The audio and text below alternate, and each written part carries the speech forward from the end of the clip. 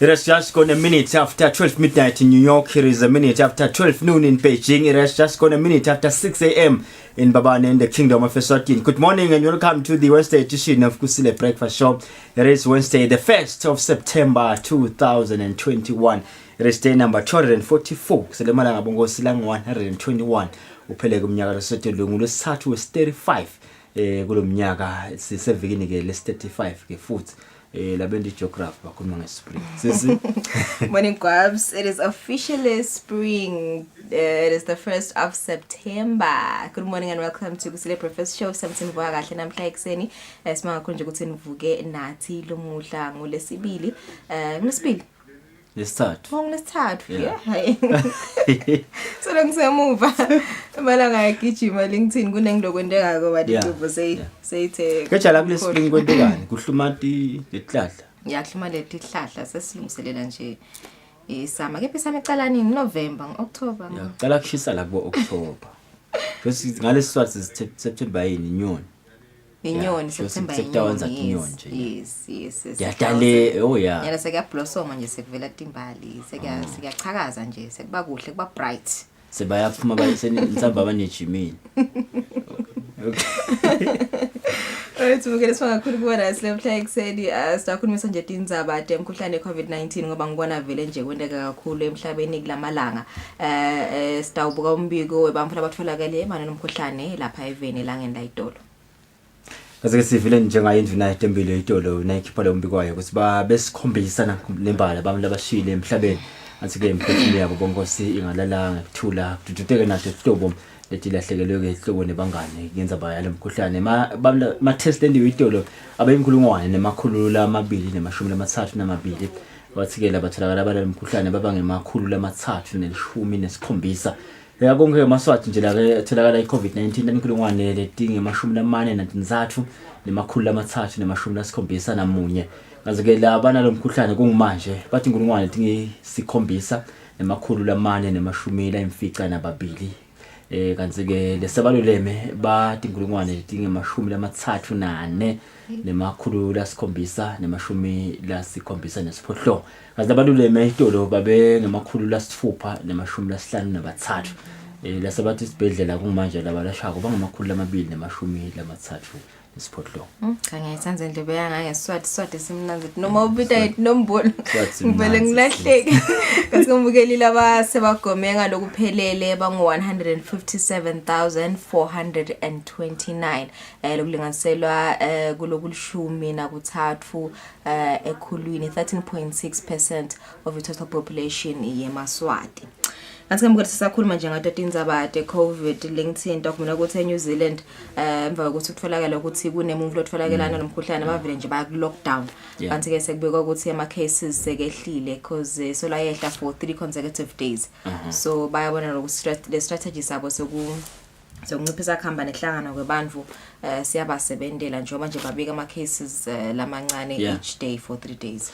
Kazi ke lethi sikhathatha konje nginathi kuthiwe ama scientists evenelenzima Africa aqwaninga ke kubona ukuthi ngazo sekune variant lesha libathi C.1.2 libathi ke iphose ifana nenqamashi nale delta variant and beta variant kuthiwa ke seyibonakele kunapha emavi Botswana Mauritius, Congo, lengishiya China bo Switzerland bathi kena ke vele ithelelana kakhulu nje vele and futhi nesiqiniseko sokuthi mangabe ugomile LinkedIn lo umjovo lo iTaxida so sisetawubuka ukuthi ingabe vele mhlambe kwende kanjani. Kungenda ngikhumbule emavi endvuna itempilo la khaya nayithi asigome ngoba kuyabonakala ukuthi lama variants asetawuda akayisi ke nayithi asetawuda vele wona. And ngive khona le South Africa bathi between November and December bona batayo sebangene ku 40 wave. And they are itabe pepetela ngale variant le. Esho si COVID is here to stay. COVID vele sekuthi sesiyophila nayo vele sizosiyofambuke. Alright, ke phandle kwetindzaba te COVID sakhulumisa lapha tindzaba te fraud sabe sinaye lapha head of fraud department emaphoyiseni Nicholas Jele kuva nje kabane ukuthi lokuqala umnyaka ama cases fraud labikiwe abemangaki nokuthi ngimaphi nje la kabe prevalent sabe sikhulumisana naye nyalo nje makuphela tindzaba date futhi ekucala. Kaze staphinze sibe ne lobuke kufundzisa inhlangano yakamhlaba itempilo ligatshe leSwatini Eswatini Dr Kevin Makhatsanga sibuke yona indzaba yalo mkhuhlane COVID-19 lapha eAfrika nendzaba ye vaccination ukuthi ihamba njani emaveni lamaningi aseAfrika. Bonke 6 minutes after 6 siyabathela ke market nasibuya sasa indzaba tekucala talo mhla ekseni. You're watching the Wednesday edition of Kusile Breakfast Show.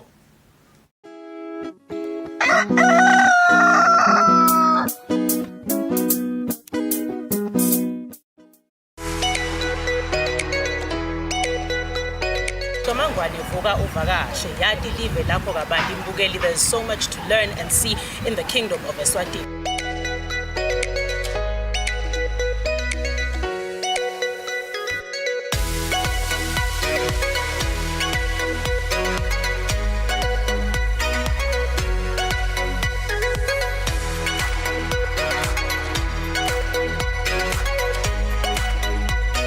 Sifuna futhi sikhuthatha kona ukuthi nawe wathi live lapho kabandi nalokuhle lokwendekako lapha eveni la kaNgwane.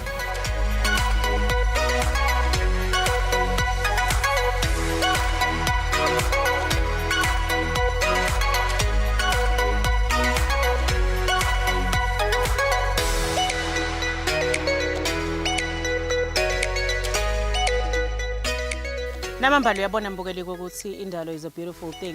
Umkhulu baNkulunkulu buyabonakala ngendalo.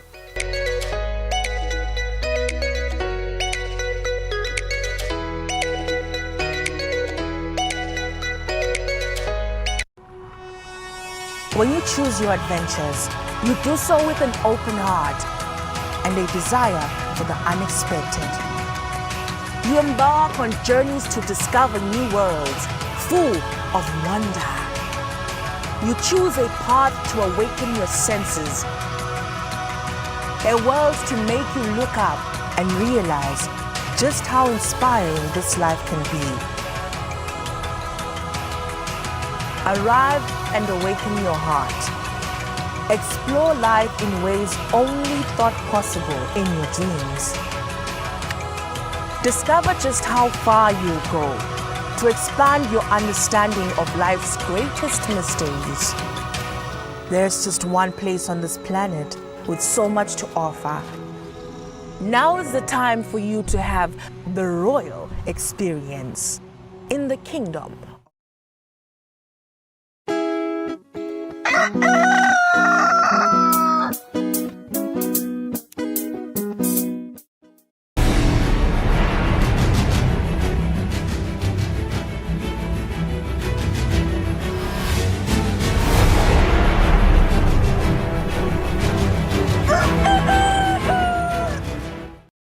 Ngula nguvusele ngomukele endzabeni tekucala telo mhla ekseni ehlelweni Kusile Breakfast Show.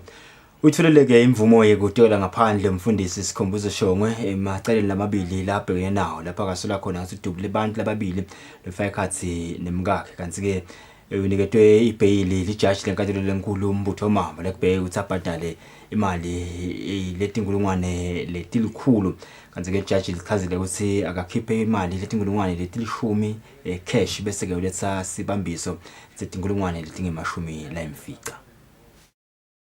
Umfundisi Sikhumbuzo Shongwe lobhekene nemacala lamabili ekwedama kubulala sowuniketwe ibhayili yemali lenganga 100,000 emalangeni. Shongwe umelwe nguMathokoza Mpamali lovele embi kwelijaji lenkantolo lenkulu umbutho Mamba. Shongwe ke ubhekene nemacala lafaka ekhatsi kudama kubulala umkakhe Jabulile Nkonyane ngekumdubula emtimbeni emahlandla lasihlanu ngenhloso yekulimata. Licala lesibili kuthi adubule Thabiso Mlahleni emkhonweni ngesibhamu ngenhloso yekulimata.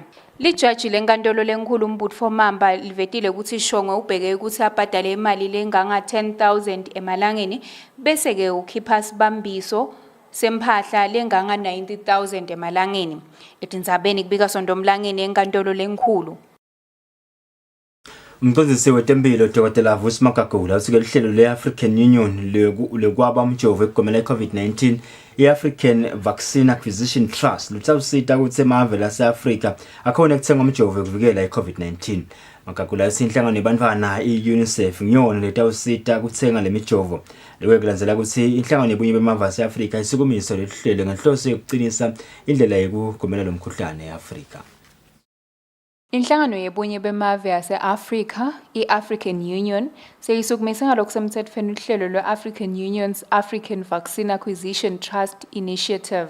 Umcondzisi wetempilo, Dr. Vusi Magagula, uchaza lolu hlelo ukuthi litawusebenta kanjani. Kuyi-platform ukuthi i-explore ama-economies of scale, ukuthi nasithenga in bulk, bese-ke siyathola kuyabuya e-Afrika, sema-Africans asathenga-ke lapho kutawusitha kusetha imali talokuthenga lo mjovo tehlayehla. Kwathi kune-advantage ukuthi utshengisa siphela ama-Africans nawo asaqala ukuthi sebendela awodwana, sisebende sodwa sinema-Africans, si-complemente other facilities lesi avela khona lafaka ekhathi-ke i-COVAX lehlala isikhuluma ngayo ngoba i-COVAX inabo-WHO nalabanye ama-partners abo. Ema-partners-ke lesebenza nawo isebenza ne-Africa Export and Import Bank, isebenzisane kanye-ke ne-World Bank of course, and then-ke isebenzisane ne-Africa CDC among the main partners lokuthi itoba well oiled lokurana kwalo mshini. Asebenzisa-ke le facility-ke isebenzisa UNICEF. Siyamathi-ke UNICEF ukuthi nehlangano yabantwana ine-experience leningi yokuthenga imijovo. Bathenga over 2 billion wemijovo leminye nje yonke lemijovo lokujova ngayo abantwana ngeminyaka. So bayakwadi lokuthi kwentwa njani, bayakwadi negotiate kuhliswe ama-price, bayakwadi kuthola the highest possible quality yabo, bayafaka nema-logistics ekhathi, bakwadi nekuthenga, bayi-advantage nje kusema na UNICEF. So babambisene nalo UNICEF-ke, basebenza nayo UNICEF. Kungena kwakhe nje UNICEF la kule AVAT ingeniswa nje basically ngiloko. So ke kufeza lo mgomo we-African Union ukuthi sifuna ukuthi ama-Africans lamaningi akhona ukuthi abe nale access to lemjovo over and above labo COVAX nalabo labakhona lokuthengela. Magagula uthi lolu hlelo litawuqinisekisa ukuthi lokungenani 60% webamvu lapha e-Afrika babese bajovile kuvikela umkhuhlane we-COVID-19 kude bangatogula kakhulu nangabe bafola lo mkhuhlane. Etinzambeni kubika Sondomlangeni nasamkelisiwe Khoza eMbabane. Sivele singephansi kwenkundla yasemasayisini simthumisa kakhulu kwehulumende ngalo hlelo lokugomela lo mkhuhlane we-COVID-19 lapha even. Induna yenkundla sisho Khumalo ithikele sive besimehlwana sesathukile ukuthi ngemva kwekuthatha lithonsi lekucala ingabe lesibili lwele Oxford AstraZeneca batawulithola nini kepha-ke babese bayolithola kuyo lenkundla. Labathatha lithonsi lwekucala lwemjovo yokuvikela umkhuhlane i-COVID-19 waka-AstraZeneca ngephansi kwenkundla yasemasayisini baphume ngedinombolo kuyawuthatha lithonsi labo lesibili. Indvuna yenkundla yasemasayisini sisho Khumalo ithi kuyajabulisa kubona lesive sikukhuthalela kugoma njengoba sibonakele lesive emavikini laphelile uma kuthathwa umjovo waka Johnson & Johnson sibuta ngekukhathateka ukuthi kansi lithonsi lesibili le-AstraZeneca lifika nini. Siyathokoza kakhulu ukuthi laba lobabonayo nje la bebamjovele le first dose nyawo sibatojova le second dose ngani ngoba bebakhona last week batojovela lo Johnson & Johnson bangabajovi laba bebathathele AstraZeneca. Engakusho nje angibonge ngani ngoba vele bese bamehlwana laba bebathathele first dose kwase kufika le Johnson & Johnson bangajovi bona. Hayi sesivele sinikele kufeni cha beketelana namhlanje bathokotile laba bakhona. Sikhulumisene nesive sasemasayisini lebe siphuma khona ejoveni lesivete emavi enfokoto ngekuthatha lithonsi lesibili lalomjovo.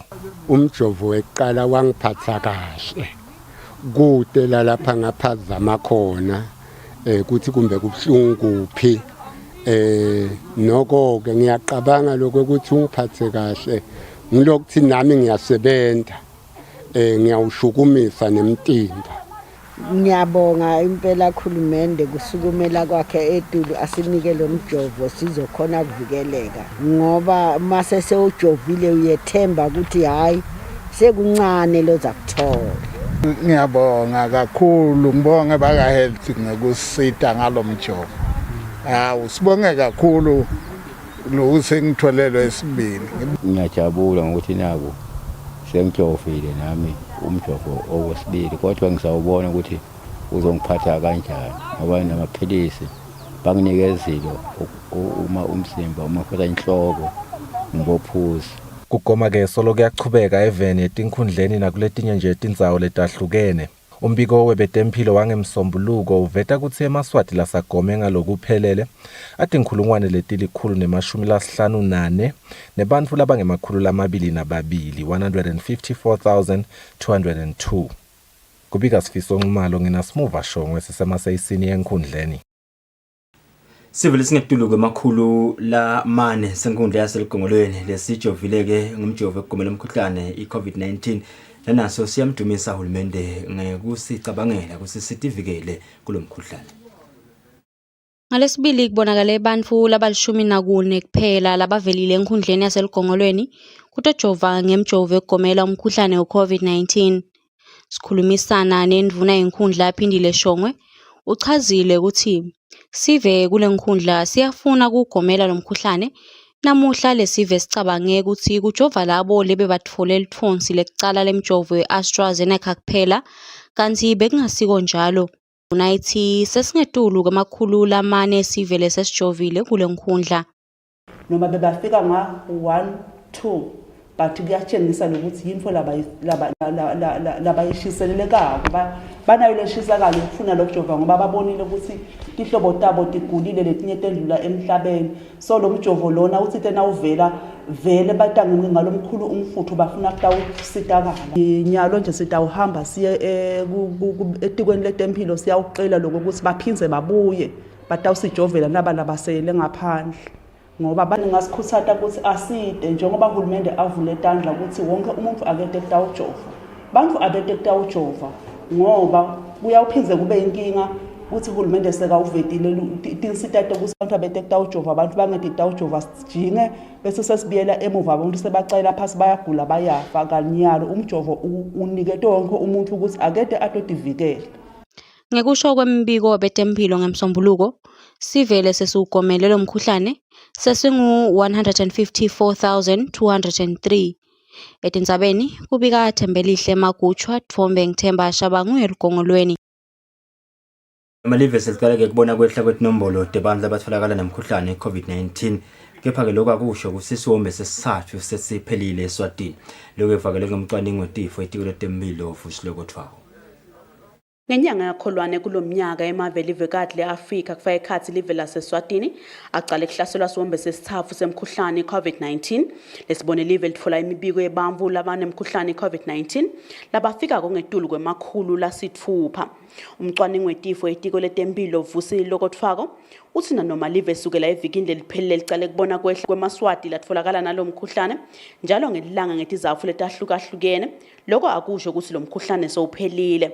Naswalandzela ama-cases as of last week, we noted that we're around 348 cases on an average basis per day.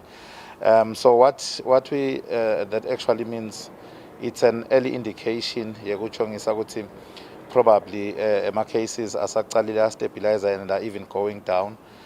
Lokho kusho ukuthi umkhuhlane usesekhona eveni. But mhlambe lizinga mhlambe seliya ngekwehla ngoba nawubuka nale testing yethu ingiyo lengathi mhlambe tinombolo tsetulu. Maybe speaking to positivity like you've asked, though we're noting ukuthi ama cases are actually decreasing, we can see ukuthi positivity yona it's still fluctuating and it's still fluctuating at a high rate whereby we still see more positivity depending on the days as high as about 25 or 28. And nasibuka on a weekly basis, when we look at the past week, ichengisabo around 40% those who are testing for care and around 9 or 10% among those who are testing for travel. So kuyasikhathata lokho silitiko letempilo ngoba kuyatshengisa lokho ukuthi leli zinga lemkhuhlane solo vele lisesetulu. Umbiko litiko letempilo welanga langemsombuluko kuleli viki ukhomba ukuthi ange-226 emaswati latfolakala nalo mkhuhlane kwashiya emhlabeni emaswati la 13. Lo mbiko uphinze ukhomba ukuthi sangetulu kwetinkulungwane letilikhulu-15 emaswati lagomele lo mkhuhlane. Etindzabeni Eswatini TV kubika Samkeliswe Khoza nginasonto Mlangeni eMbabane. Luhlangothekelo lokhicita timpahla liboneke ukukhula kwema-order aqhamuka ngaphandle kwelive kusukela uqalile lo mkhuhlane ngalokuphindwe kabili. Ubaswe nkampani le yakhicita timpahla e-Far East Garment Talk how uthi usakafiki lo mkhuhlane bakhicita timpahla letingu-150,000 ngenyanga letiyake ngaphandle kwelive lisetikhule tafika-ke ku-300,000. Lapha event linganiselwe 22 tinkampani tikhicita timpahla kanti inye kuphela eliswati lokuyi-Far East Garment. Ngikusho kwemphathi walenkampani Talkie how ibe khona imithela lemihle yalokufika kwalomkhuhlane njengoba bathengise tifoni linganiselwa ku-500,000 ngaphandle kwelive. Uthi babonene ukukhula kwema-order laqhamuka ngaphandle kwelive ngalokuphindwe kabili kwacashwa nemaswati linganiselwe emakhulwini solokuqalile lo mkhuhlane. This year lesikubonile na kusukela last year sibonile ama-order akhule nje kakhulu ema-orders because I think siyati ukuthi umhlaba wonke bowuhlaselekile nge-COVID. Ema-countries la beka-senda import tabo to South Africa bekangekho kahle nawo beka-affecteke kakhulu, but kumsebenzi lomningi I think e-South Africa bawulethile kuma-countries bebasebenza ngawo, that is Eswatini nabo Lesotho nabo bani thine-ke sibone ukuthi hayi basikhulisele kusinika umsebenzi wabo. Mina nje last year and the year before besebenza during our busiest time lebeyifana nabo August, July, end of July sibabo August besebenza ngabo 20 lines, but nyalo sitikhanza sebenza nga 26 lines. Sitikhanza sesingeta ema-line lang 6 over and above lo 20 line base now, meaning that bese sicasha abantu labanye siyangeta because lama orders abasabonakala semaningana kunalama order bese sibenawo eminyakeni yonke. This time muningi kakhulu umsebenzi lesiwendako bese tikhanza sikhicita umsebenzi ongabo 150 to 160,000 a month, but nyalo ema-orders ethu cishe asihlelele kubo 200 to 300 and something thousand per month. Lolu hlangothi licashe emaswati lasukela eminyakeni leli-18 kuya eminyakeni lengama-55 latingulungwane letingamashumi 22,000 kanti lufaka lokungemashumi 37 ekhulwini 37% emnothweni welive. Edinzabeni Eswatini TV kubika Samkeliswe Khoza nginavuma inkosi Nzinisa kumathapha. Inkampani yaka-Nampo itakumisa-ke ukuthengwa kwematamatisi ngaphandle kwelive kusukela mhla tisithupha enyangeni letako. Lokho kubangelwa ukuthi balimi labalima ngematamatisi balenyusile izinga lemkhicido lapha eveni. Emhlanganweni wokubuka imaso ekukhulisa umkhicido wekudla lapha eveni lobanjwe live ngekusebenzisana namhlabuhlangene evikini leliphelile kuvelile ukuthi balimi solabakhona kwenetisa emaswati ngekudla liveselo liyachubeka nekuthenga kudla lokunyenti ngaphandle kwelive. Inkampani yahulumende lethenga iphindze ithengise tibhidvo inambodi ithi ibone ukukhula kwemkhicido wematamatisi ngelizinga lelisetulu lapha eveni emavikini lendlulile. Lokuxhumanisa lenkampani nesive Melusi Dlamini uthi kusukela mhla tisithupha enyanga yenyoni emaswati akakumise kuthenga ematamatisi ngaphandle kwelive. Sitena sibuka lizinga lemkhicido letithelo netibhidvo sakhanza kwekuthi balimi bakithi basebendile kakhulu ekukhiciteni tamatisi. Linani la tamatisi leselikhona eveni nalelibhekekile ukuthi lingene timakethe lenyukile.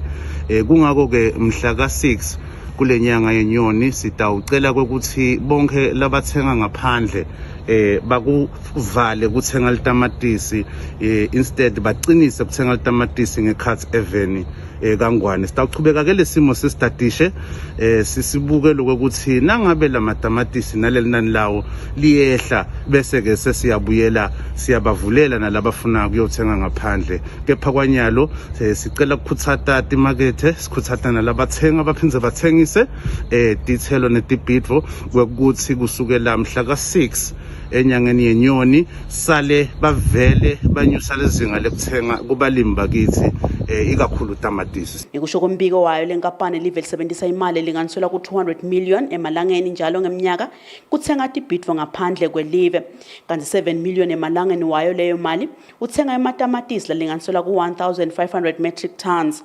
Edinzabeni Eswatini TV kubika Samkeliswe Khoza ngisembabane. Mapalana welibandla lelihlolo kulele Exams Council of Eswatini Dr. Edmund Mazibu ukuthi ke batali abaningi seba ibhadela imali yehlelo langephandle kanti ke ikhulile inombolo lebantwana labatawungenela lona lolu hlolo.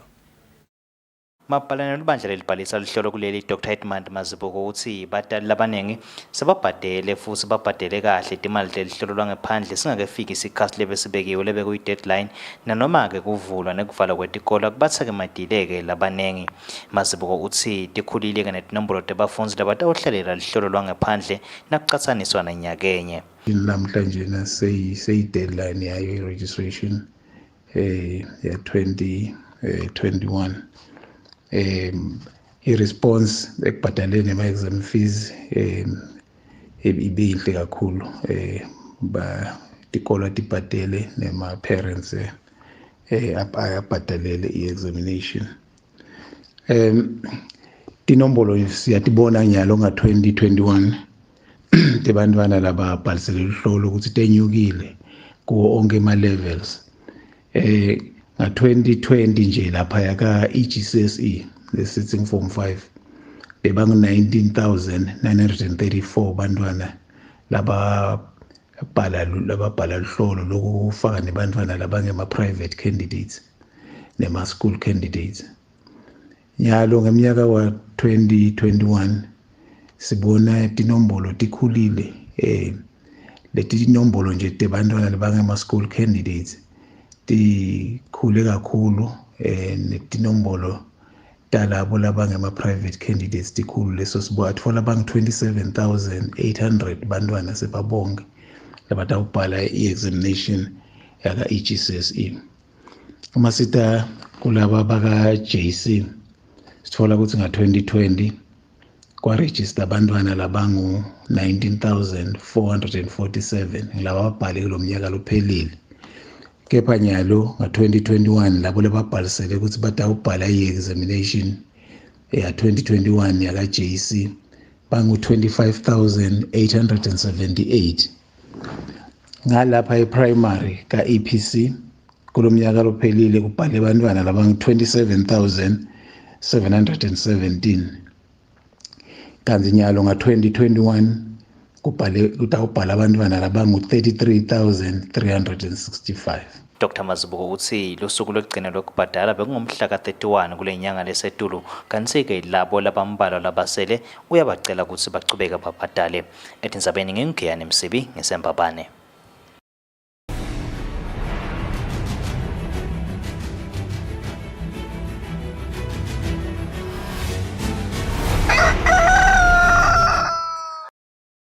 Kutemidlalo mengamele wenhlangano yemidlalo we-taekwondo lapha eveni usike le nhlangano iyachubeka nokulungiselela imidlalo ye-region 5 lekubheka ukuthi banjwe eveni leSotho ngenyanga yeNgongoni kulomnyaka. Usike nanoma kunjalo badlali abatabe bamelele liveke kule midlalo le basengekho ezingeni lelifanele ulandzela ukuthi le midlalo yimiswe esikhathi lesitse eveni. Etinhlanganweni lekubheka ukuthi timele lilive emidlalweni ye-region 5 yalonyaka eveni laseLesotho ngenyanga yeNgongoni, inhlangano yemidlalo ye-taekwondo itabe ingenela le midlalo kwekucala. Mengamelo lenhlangano zakhele Dlamini uthi kwanyalo badlali basengakafiki ezingeni elifanele ukuthi bangamelela live kulandzela ukuthi lo mdlalo umiswe esikhathi lesitse ngesizathu sekuthi uyingcenye yemidlalo lenebungoti bekwandisa ligciwane i-corona pheceleti contact risk sport. Siyalungiselela do kulukhuni sihlushwa ngileti nombolo nje ukhanza ukuthi nombolo zetiyenyuka te-covid matenyuka inombolo te-covid ukhanza ukuthi sekukwenta ukuthi usabe ukuthi ungathatha abantu bebantu upinze ubasonzete kulabanye kujinywe njengoba i-taekwondo siyati i-contact sport. We hope for the best. Dlamini uphethe ngekuveta ukuthi banalo lithemba ukuthi kutawufika inyanga yeNgongoni badlali balungele ukuthi bangamelela live kule midlalo. Lobike lo msakade Eswatini TV kutemidlalo ngilinda Dlamini na Fabrice Msonera embabane. Ngosikale temidlalo sibambe lapha kenza bathecala talo mhla ekseni sibahlele kumakethe siyabuya siyachubeka nehlelo.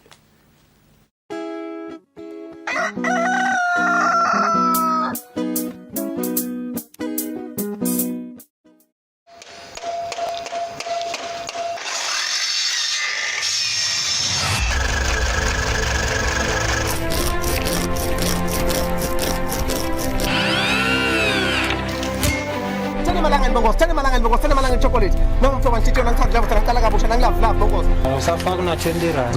Temne tumane ati lo gifted yiko ukusebenzisa uthi akhona uphila ubeke isingwa etafuleni mina sengimelele umngane wami bese sihamba sophanda shemu ngichashe maye mahle ebonile ngafuna ukuthi le project ingawa ngikhona nami ngoba angisiwe umuntu othandza ukuthi info ingafa ngikhona isine life lesiyakiyo umuntu ngangemuntu kuyafuna at least abe nawo 3 ma skills in life.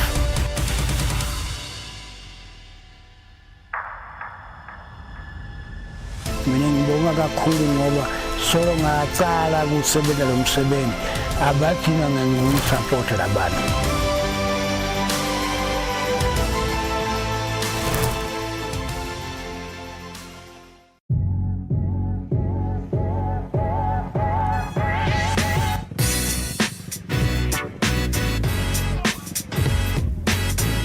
Sanibonani maswahla mahle libito lami ngumthandazo Mkhwanazi and you are tuned into a brand new show on Eswatini TV called Street Quiz. Street Quiz is a show that is aimed at finding out just how well you know your beautiful country and just how well you travel. Now, the beautiful part about it, and that is my favorite part as well, is you get to win a special prize. Now that could just be money or a little something extra. As for me and my team, Nidanibona every week from here just as long as you tune in and now wanna start Dingdong Balege.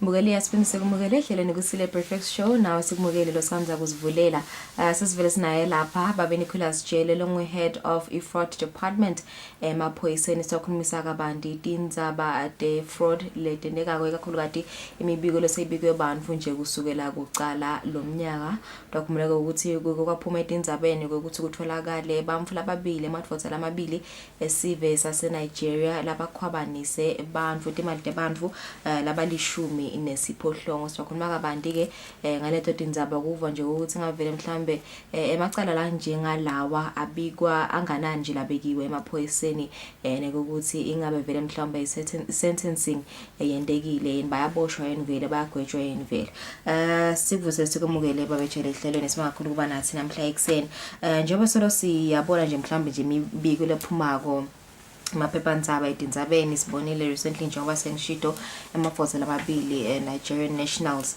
laboshiwe for a card frauding kubuta nje ukuthi mhlambe nasibuka kusukela kucala lomnyaka ema cases nje labikiwe nje fraud abe magake nje vele mhlambe lenotfolile. Sibonga kakhulu Dzadzewethu sivusele naye umbukele ekhaya kulolu hlelo Kusile Breakfast Show.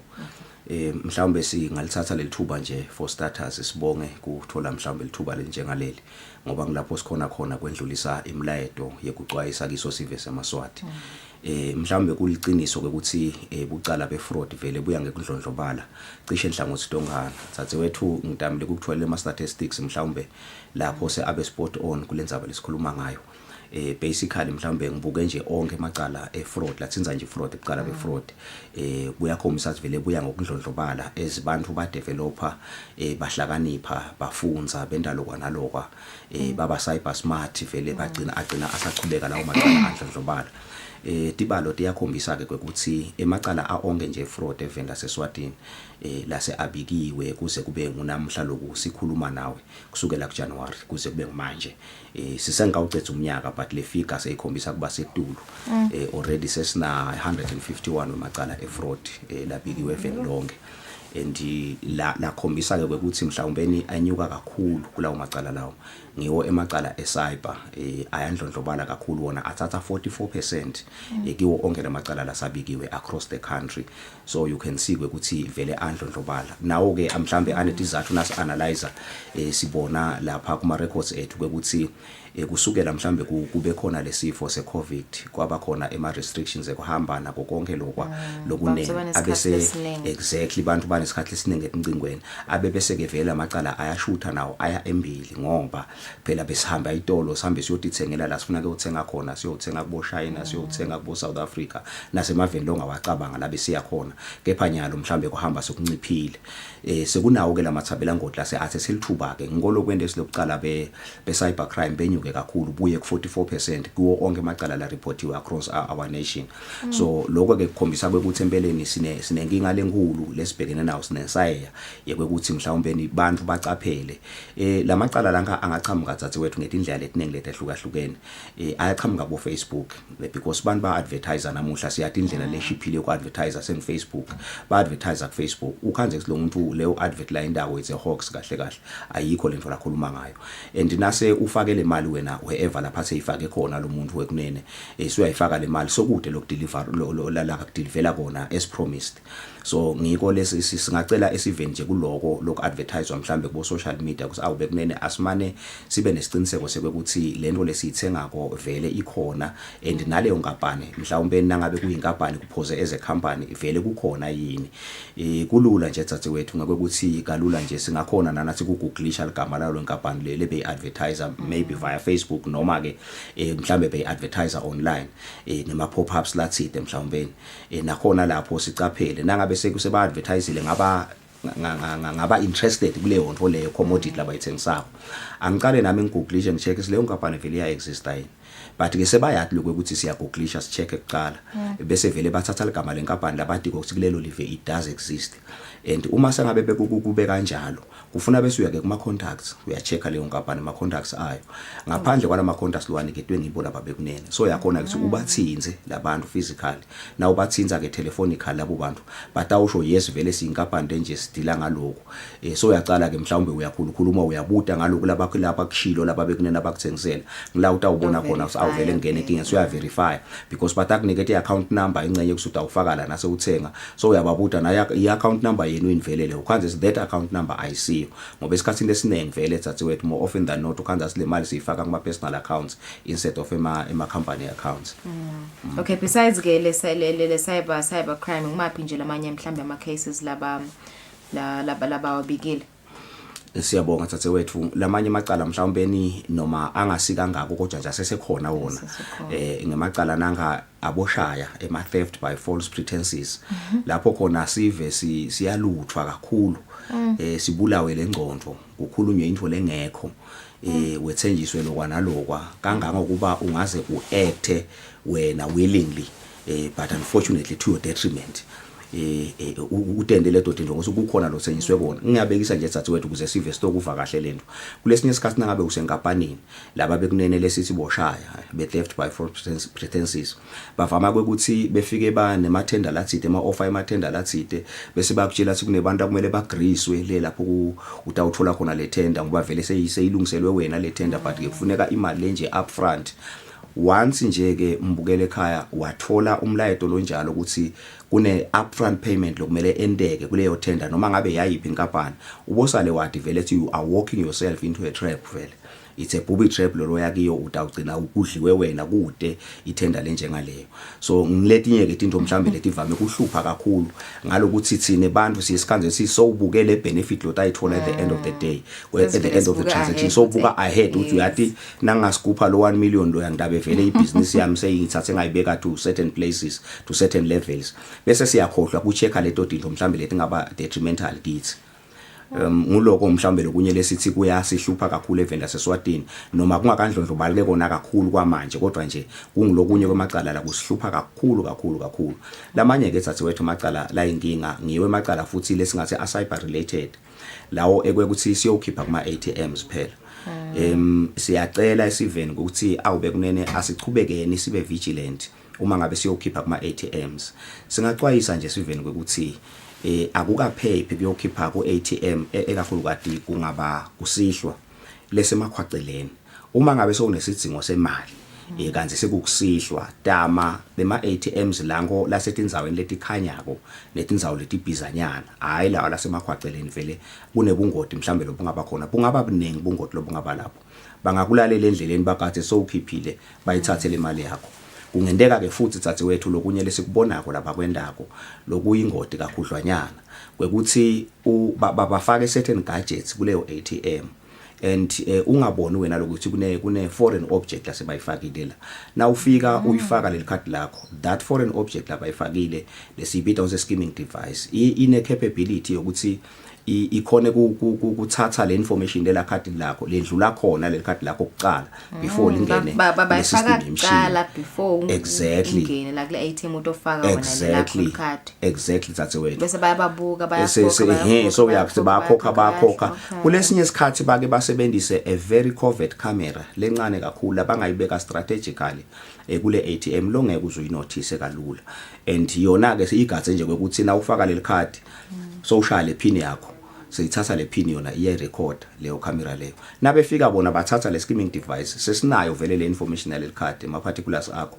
everything sebayitholile ne pin sebayahamba ke bawukwakha another card ngiloko lesithi I card skimming nase bakha ke another card ukwenza sokune duplicate card sebanele card lelinye lakho ngaphandle kwalelonalo wena seba transacta ngalo ke without your knowledge and wena so ubona ngema message nje la sangena lapha ema in contact lakho msasi sokunemali yakho lehambile lengaka sicele ke siveni kwekuthi noma ngabe sekunjalo ke so uyabona ukuthi kunemali ehambile phuthuma uhambe uye ebhange lakho ulistopele lo card lamanye amabhange ke vele asa up to standard asakhona ukukuniketa nje I-code lokuthi vele ukhona ukulistopha wena leli card lakho online ulistophe ngasibanga sakhona ukulisebenzisa any further so but ke nawe ngeke ukukhona lokho gijima vele uye ebhange lakho ucele sibalistophe bakwendelele elinye icard batabe sebalahlekelwe luhala lwakho ke laba bekunene nalelo card labasele nalo so singacela siveni kwekuthi siphinze futhi la khona la kuma ATM thathe wethu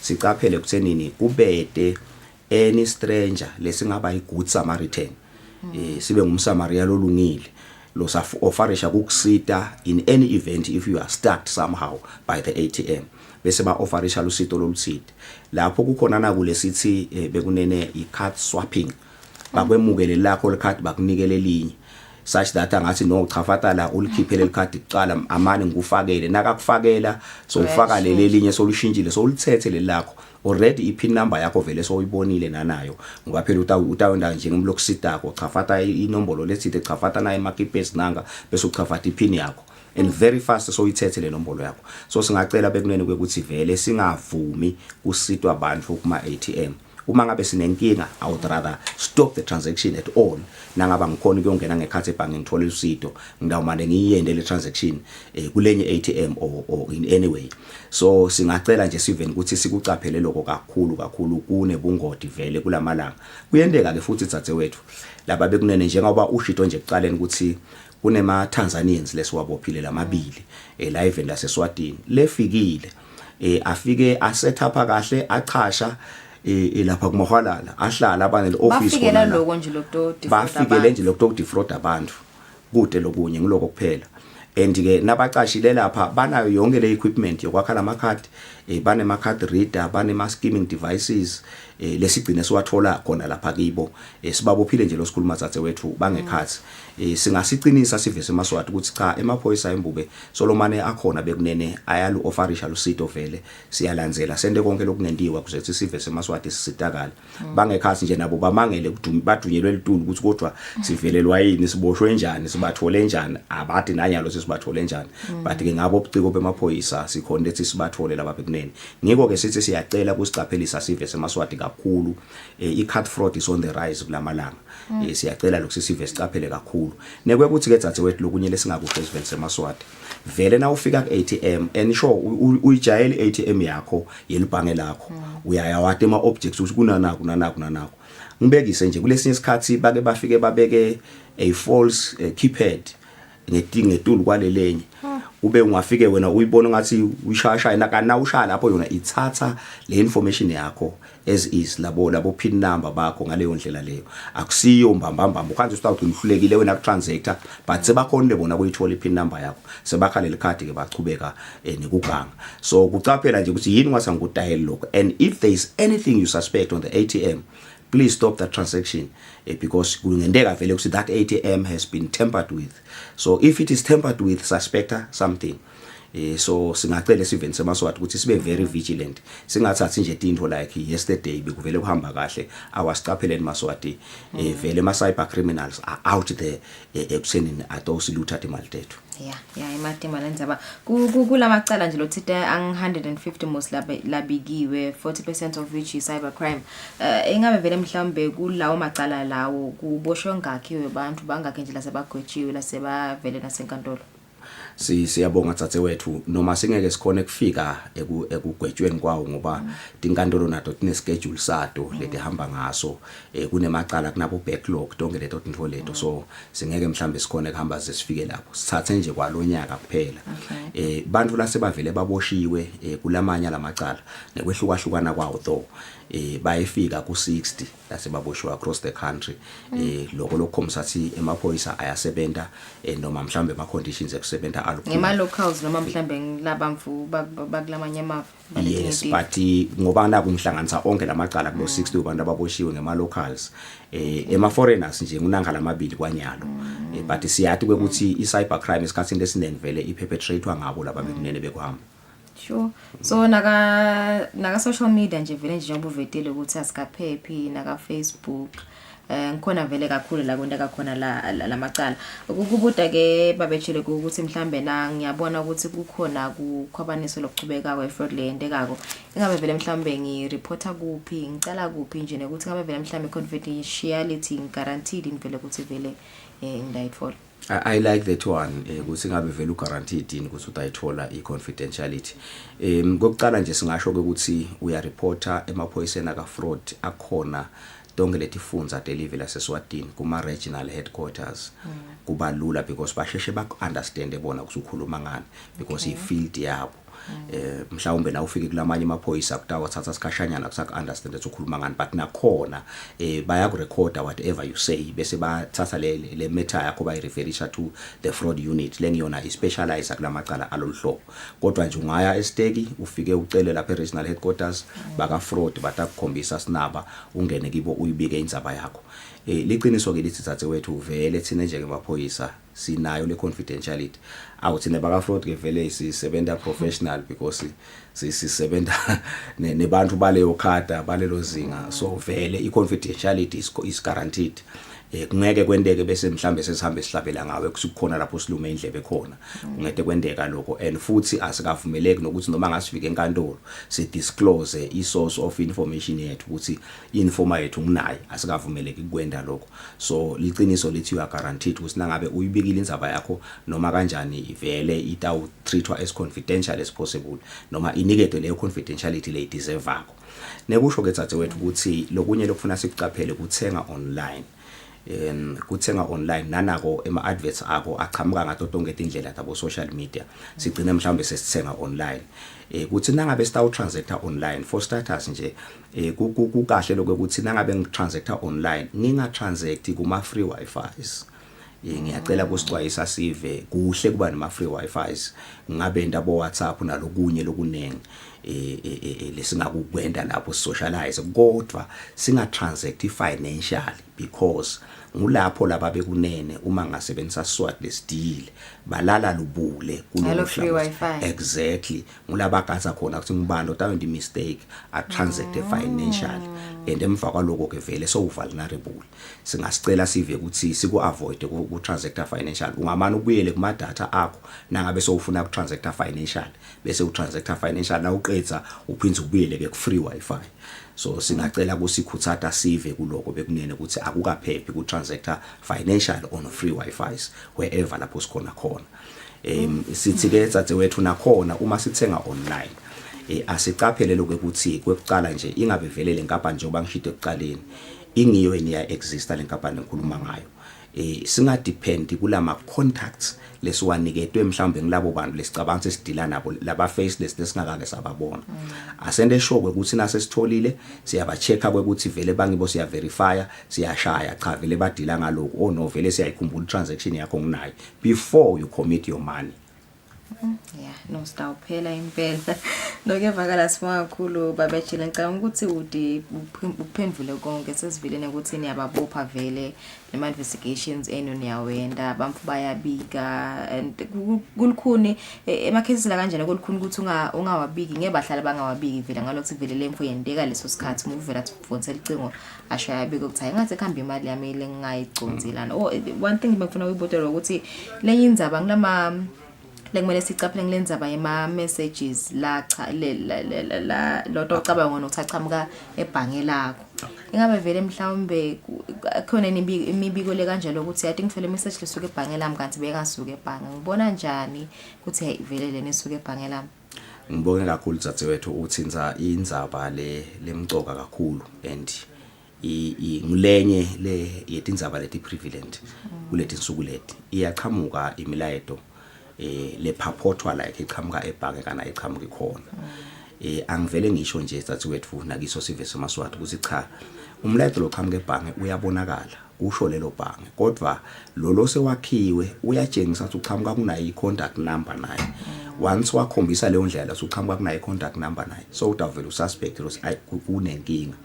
Nekwekuthi ke dzadzewethu phela kulesinye isikhathi labanye bayifika bathi bakuthengisela mhlambe certain commodity bathi ayista ubhadala masinyane nje lapha sithi chafa umchafazo imali utayibona seyingena lapha in contact vele ubabone bathi chafa ubone in contact ithi chama ube suyayirelease wena commodity yakho lapho kanzi awuka confirm le mali ingeneleni vele ebhange. Ukhanze sibawakhile lo mlayeto bakhatha lo mlayeto wasebhange embamba bese bayawakha bengazi ukuthi uqhamuka khona usuke yona ukhulule icommodity yakho umbuthi thengisela inkomoto yakho lekhayo so uyayibona nayo in contact ukhulula inkomoto yakho ehamba uyadesula uyamnika umuntu uyahamba uyawudihlaba na uthi uyebhange bathi kude imali lonayo. So singacela ukuthi emabhange lamanye la khona la event Eswatini asavele advance uyakhona ukuthi bakunikete inombolo lethite loyishaya ko star bani hash ibese iyakutshela ukuthi ibalance yakho ithini ebhange ikhona i-credit card ufuna bese uyayichecka vele leso sikhathi before you release anything because sesiphila kulenye live namhlanje.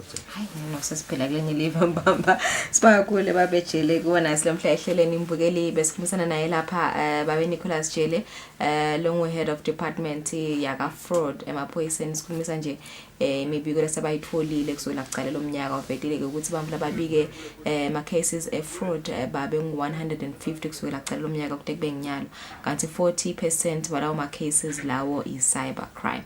Sasakefuna sibuya sitaqhubeka nekuhlela.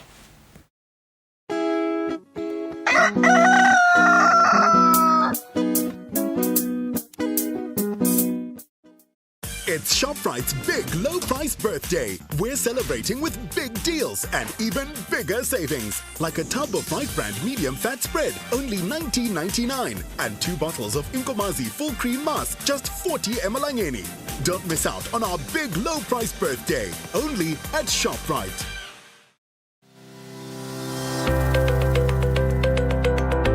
Once umfuje ngibekise uthola noma licingo lakhe say message seniyacabana seniyabulalana nje uyathi kuyashaqisa kulaba labahlukubetekako nekwe ukuthi ngalokuthi phela kuhlukubeteka okay ke ngaqala namuhla kwanza uthi iprocess leqhubekako kungcono ukuthi nje kusina kusaqala uvele ukureport ungameli ukuthi umuntu azaphinza akushaya noma aphinza akurepe yabo akuphinzeleli. Asesiyesaba ngisho asathi nokuthi sesikhiya sile etindlini ulala ugcokile ulala ukhile ulala ubophile eminyango uthi solo wendela bona kepha abanayo indlela engena. Ngithi mine bobabe abayekele ukuhlukubeda bomali emakhaya ngoba labantwana bese basala bathi ntsandzane bese abasathi ngoba nalabo labantwana labasele kubo nabo babahlukumede kushoda naNkulunkulu akuna ukubulela labantu abasele awubacabangela ngathi loso yekuthatha kwento njalo. uNkulunkulu is the only solution empilweni yemuntu.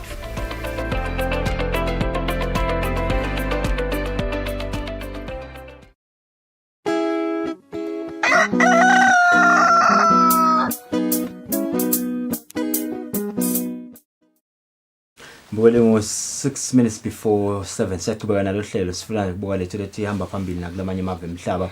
Itolo bekulangana elikhulu indzabeni ye-US ne-Taliban yolenzela ukuthi bekungile deadline date yokuphuma kwamasotsha elivele eMelika e-Afghanistan. Nembala yaphumile itolo the last flight iphume nga 1 minute before midnight. Kanti ke amasotsha lashiya emhlabeni kusukela nga 2001 kude kubeke ngo 2021 kulempi ye-US ne-Afghanistan abengu 2400 elivele eMelika. Imali esebenzile esetshenziswa nguhulumende weMelika kuyo yonke le mission yase-Afghanistan kube ngu 2.3 billion or 2.3 trillion US dollars.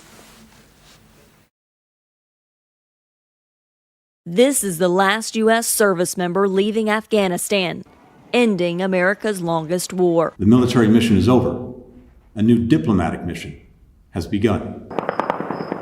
The Taliban, ousted by the U.S. in 2001, now celebrating with gunfire in the streets, with the general overseeing the withdrawal speaking soberly to Pentagon reporters. There's a lot of heartbreak associated with this departure.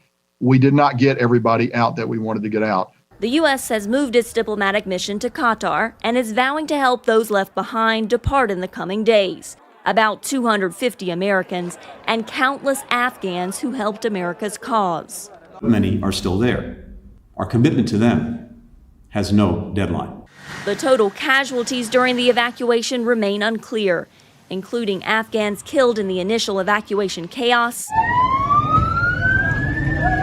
13 U.S. service members and more than 100 Afghans killed in an Islamic State attack Thursday, and more Afghans killed Sunday in subsequent explosions after the U.S. military blew up a suspected Islamic State vehicle-borne bomb. A day or a week where you lose 13 service members is the worst day or the worst week of your presidency. White House spokesperson Jen Psaki said the president stands by his decision to withdraw.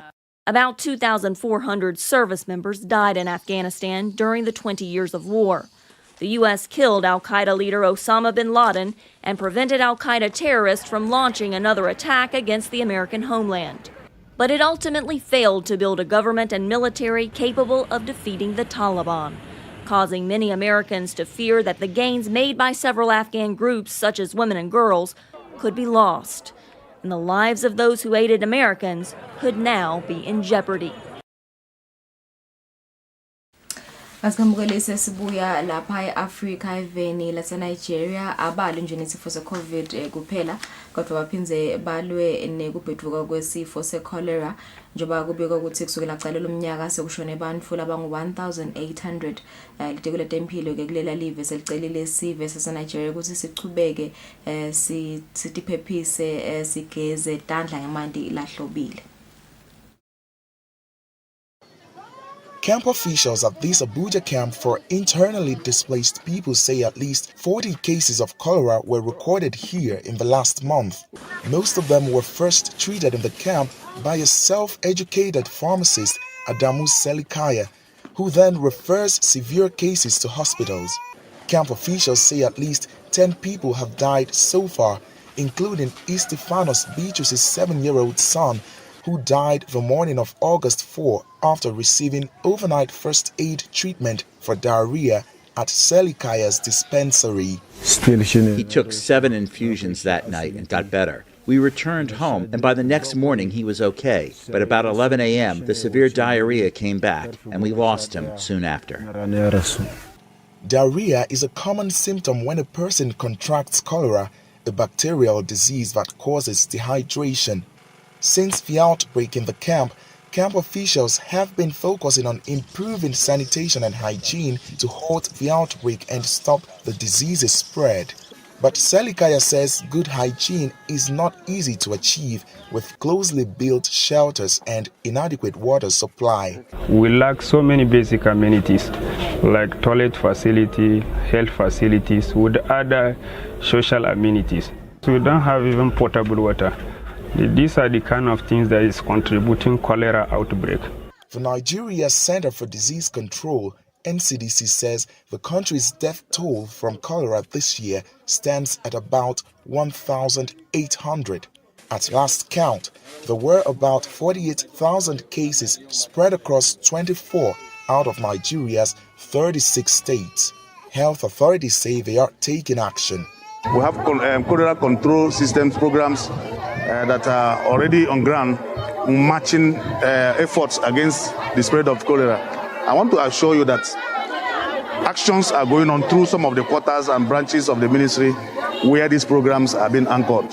Cholera is easily transmitted by eating or drinking contaminated food or water. Floods caused by the rainy season contribute to the spread.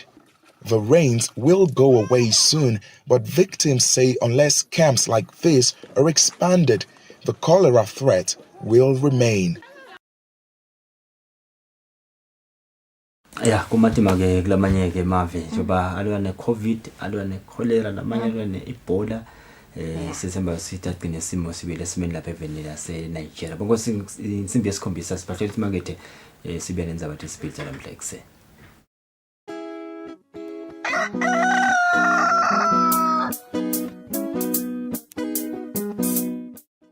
Babukeli behlelo imbili kanye bayatisa ukuthi lo hlelo selitawusuka esikhathini salo lesetayelekile ngensimbi yesithupha kusihlwa ngelisondvo lungeneke ngalo ke lisondvo mase eshaya gabanca insimbi yesihlanu yenzambama 5:30 kanti ke ngalosihlanu lo hlelo litawuqhubeka lungene ngensimbi yelishumi nakunye ekseni. Lo hlelo likhulumisa ke tindzaba tentuthuko nenhlala kahle kusukela emimangweni nasetinkhundleni lapho eMaswati aphila khona.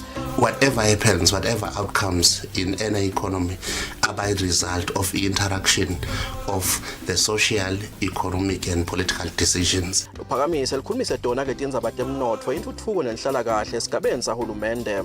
Kepha ke lokumgcoka buyakhulunyiswana nawe ibuka wena uyisola lento ukuthi akwentiwa ngani lokho wena so operator wena sekufuneka ukwente lokho banenge labo thile ufuneka uba cross Siphinzeke sithinzeke tonke tinhlangothi letithinzekako nalifaka ke sandla ekuthuthukiseni wona ke umnotfo nekusimamisa inhlala kahle eveni. Ngetulu kwaloko vele netinombolo tiyatshengisa ukuthi bomake ngibo labagcinzeteleke kakhulu. Nasibuka nje ukuthi eParliament namuhla sinangakhi kwabomake. Bomake labakhethwa nga-2018 babili kuphela ku-59 wema constituency. Yiba ingcenye yalo hlelo njalo njengelisondvo mase ishaya gabanca insimbi yesihlanu enzambama nangabo lesihlanu ngensimbi yelishumi nakunye ekseni.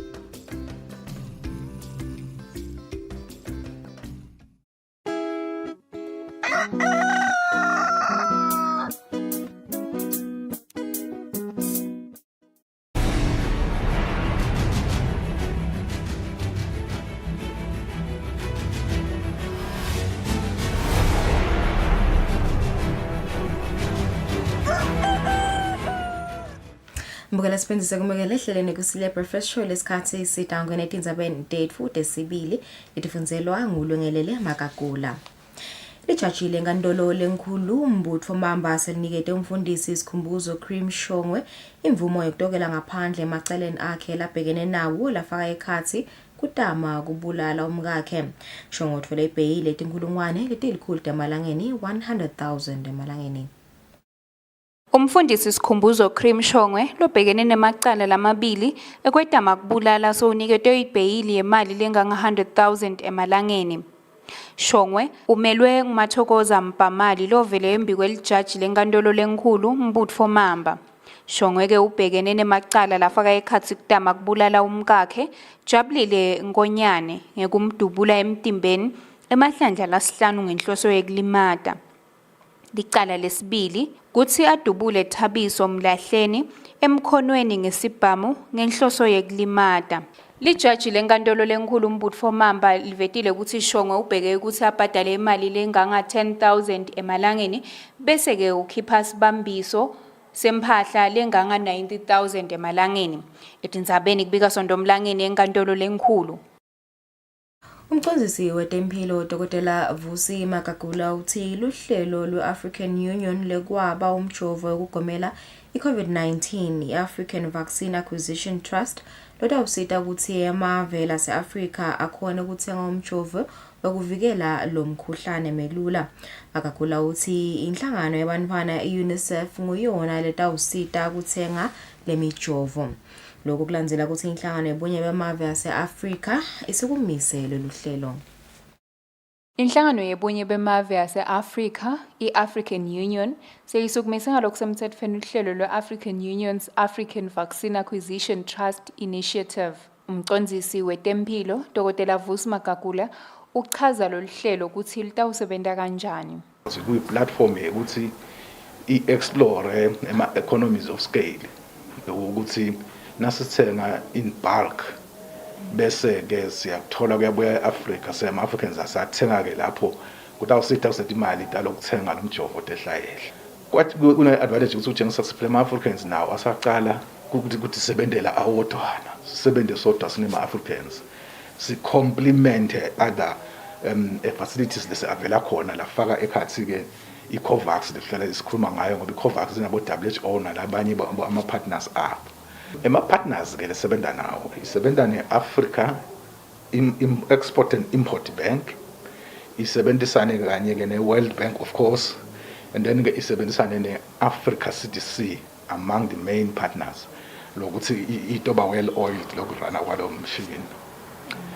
Asebenzisa ke le facility ke isebenzisa UNICEF.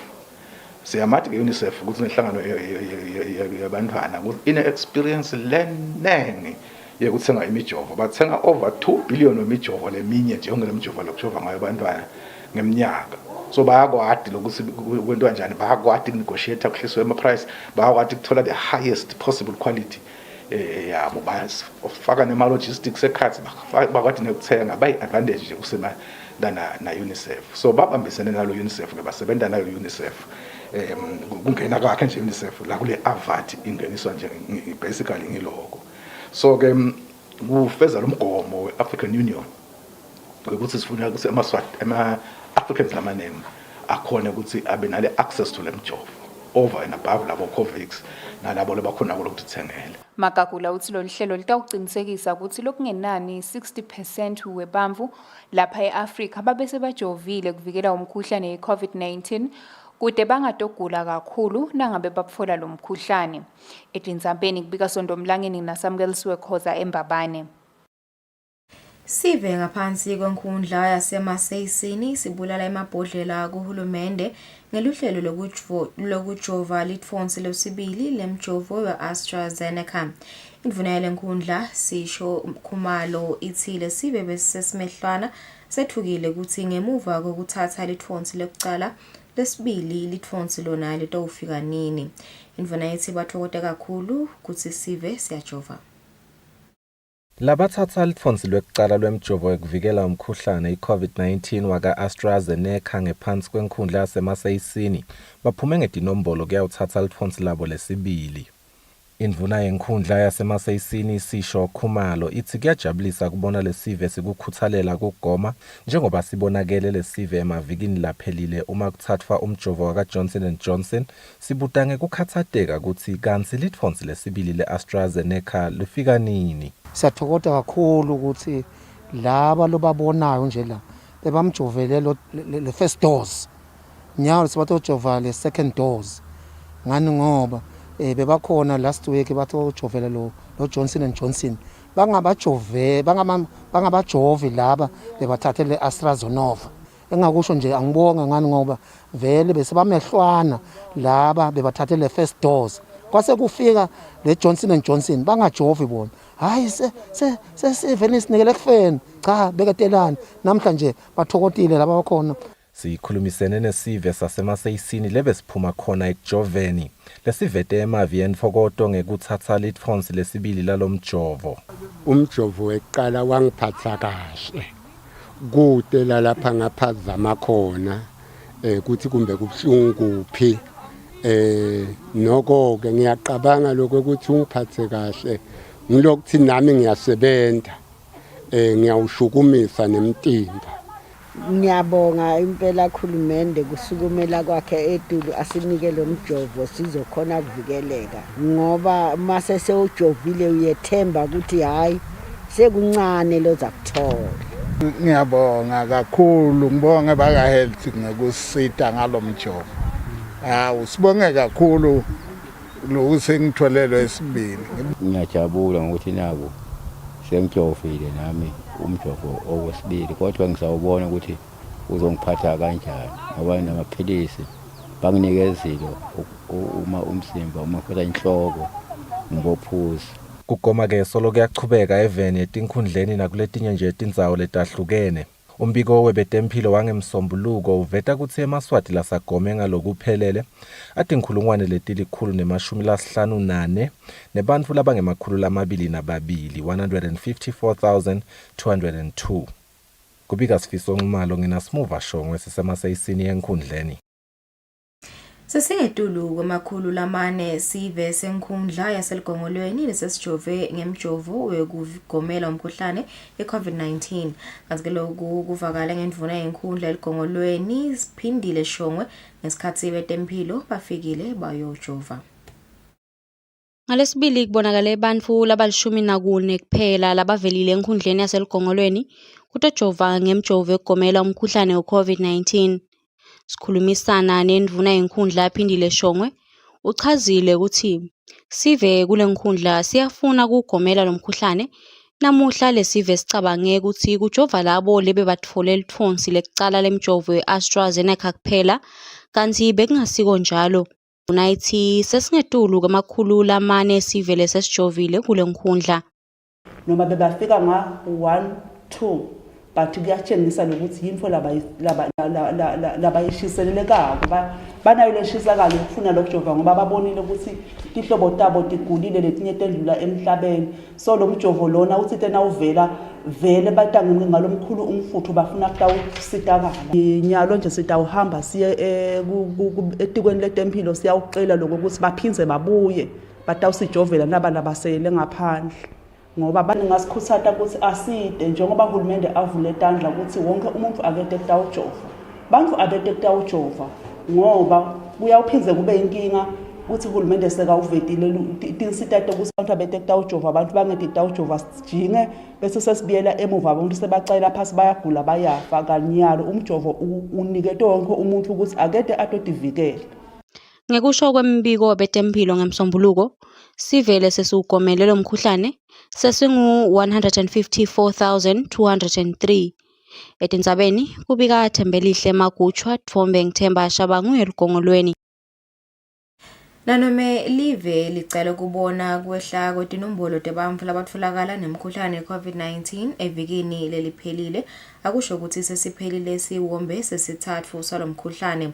Lokho kuveta umcwaningo wetifo itikuletempilo Vusile Kotfwako waveta ukuthi lizinga lalomkhuhlane solo lisedulu lapha eveni. Ngenyanga yakholwane kulomnyaka emavelivekati leAfrika kufaka ikhathi live laseSwatini aqale kuhlaselwa siwombe sesithathu semkhuhlane iCovid-19 lesibone live litfola imibiko yebantfu labanemkhuhlane iCovid-19 labafika kongetulu kwemakhulu lasitfupha. Umcwaningo wetifo etiko letempilo Vusile Kotfwako uthi nanoma live sukela evikini leliphelile licale kubona kwehla kwemaswati latfolakala nalomkhuhlane njalo ngelilanga ngetizafu letahlukahlukene lokho akusho ukuthi lo mkhuhlane sowuphelile. Naswalanzela ama cases as of last week we noted ukuthi we're around 348 cases on an average basis per day. So what we that actually means it's an early indication yekuchongisa ukuthi probably ama cases asaqalile stabilize and are even going down. Lokho kusho ukuthi umkhuhlane usesekhona eveni but mhlambe lizinga mhlambe seliya ngekwehla ngoba nawubuka nale testing yethu ingiyo lengathi mhlambe tinombolo tsetulu.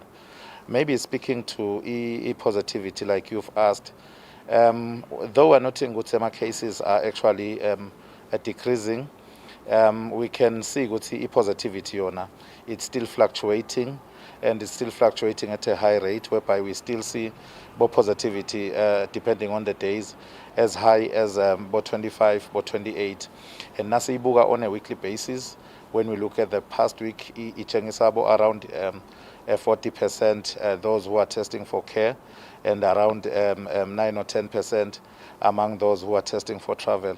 So kuyasikhathatha lokho silitiko letempilo ngoba kuyatshengisa lokho ukuthi lelizinga lemkhuhlane solo vele lisesetulu. Umbiko litiko letempilo welanga langemsombuluko kuleli viki ukhomba ukuthi angemakhulu 226 eMaswati latfolakala nalomkhuhlane kwashiya emhlabeni eMaswati la 13. Lo mbiko uphinze ukhomba ukuthi sangetulu kwetinkulungwane etilishumi eMaswati lagomele lo mkhuhlane. Etindzabeni Eswatini TV ubika Samkeliswe Khoza nginasonto Mlangeni eMbabane.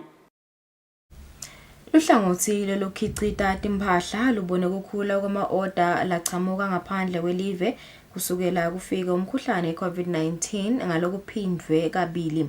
Umphathi wenkampani ekhicita timphahla e-Far East Garment Toki How uthi usengakafiki lo mkhuhlane bebakhicita timphahla letingu-150,000 ngenyanga letiya ngaphandle kwelive lesetikule tefika ku-300,000 kusukela kucala umnyaka. Lapha event linganiselwe ama-22 tinkampani tikhicita timphahla kanzinye kuphela eLeswati lokuyi-Far East Garment. Ngikusho kwemphathi wale nkampani Toki How ibe khona imithela lemihle yalokufika kwalo mkhuhlane njengoba bathengise tifoni linganiselwa ku-500,000 ngaphandle kwelive. Uthi babonene kukhula kwema-order lachamuka ngaphandle kwelive ngalokuphindwe kabili kwacashwa neMaswati linganiselwe emakhulwini solokucalile lo mkhuhlane. This year lesikubonile na kusukela last year sibonile ama-order akhulu nje kakhulu ema-orders because I think siyati ukuthi umhlaba wonke bowuhlaselekile nge-COVID. Ema-countries la beka-senda tinfo tabo to South Africa bekangekho kahle nawo beka-affecteke kakhulu. But kumsebenzi lomningi I think eSouth Africa bawulethile kuma-countries bebasebenza ngawo, that is Eswatini nabo Lesotho nabo bani thine-ke sibone ukuthi hayi basikhulisele kusinika umsebenzi wabo.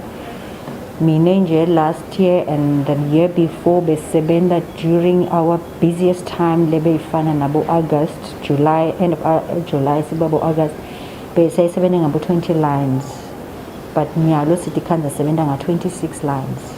Sithi khanza sesingeta ema-line lang-6 over and above lo 20 line bes now, meaning that besisicasha abantu labanye siyangeta because lama orders abasabonakala semaningana kunalama order besiyasibenawo eminyakeni yonke.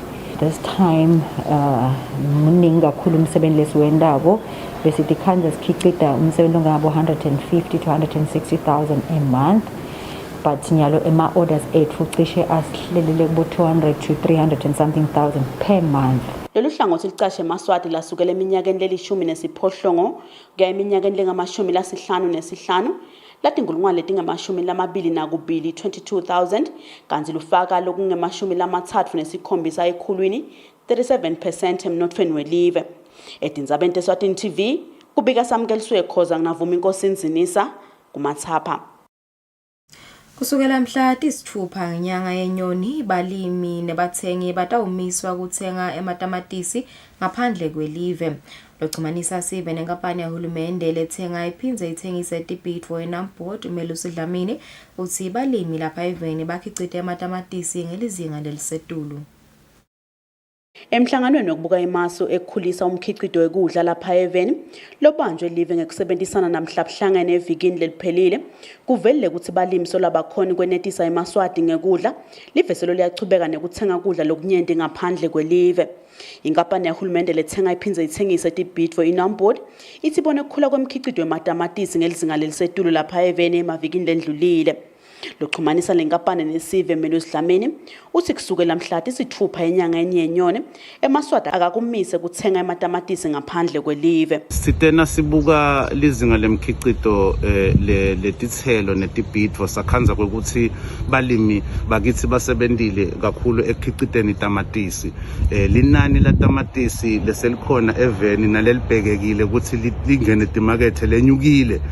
Kungako ke mhla ka-6 kule nyanga yenyoni sitawucela ukuthi bonke labathenga ngaphandle bakuvale kuthenga litamatisi instead bacinise kuthenga litamatisi ngekhathi eveni kangwane. Sitawuchubeka ke lesimo sesitadishe sisibuke lokuthi nangabe lamatamatisi naleli nani lawo liyehla bese ke sesiyabuyela siyabavulela nalabafuna ukuyothenga ngaphandle. Kepha kwanyalo sicela ukukhuthata timakethe sikhuthata nalabathenga abaphindze bathengise tithelo netibhidvo kwekuthi kusukela mhla ka-6 enyangeni yenyoni sale bavele banyusa lezinga lekuthenga kubalimi bakithi ikakhulu tamatisi. Ikusho kombiko wayo lenkampani live lisebenzisa imali elinganiselwa ku200 million emalangeni njalo ngeminyaka kuthenga tibhidvo ngaphandle kwelive kanti 7 million emalangeni wayo leyo mali uthenga amatamatisi lalinganiselwa ku1500 metric tons.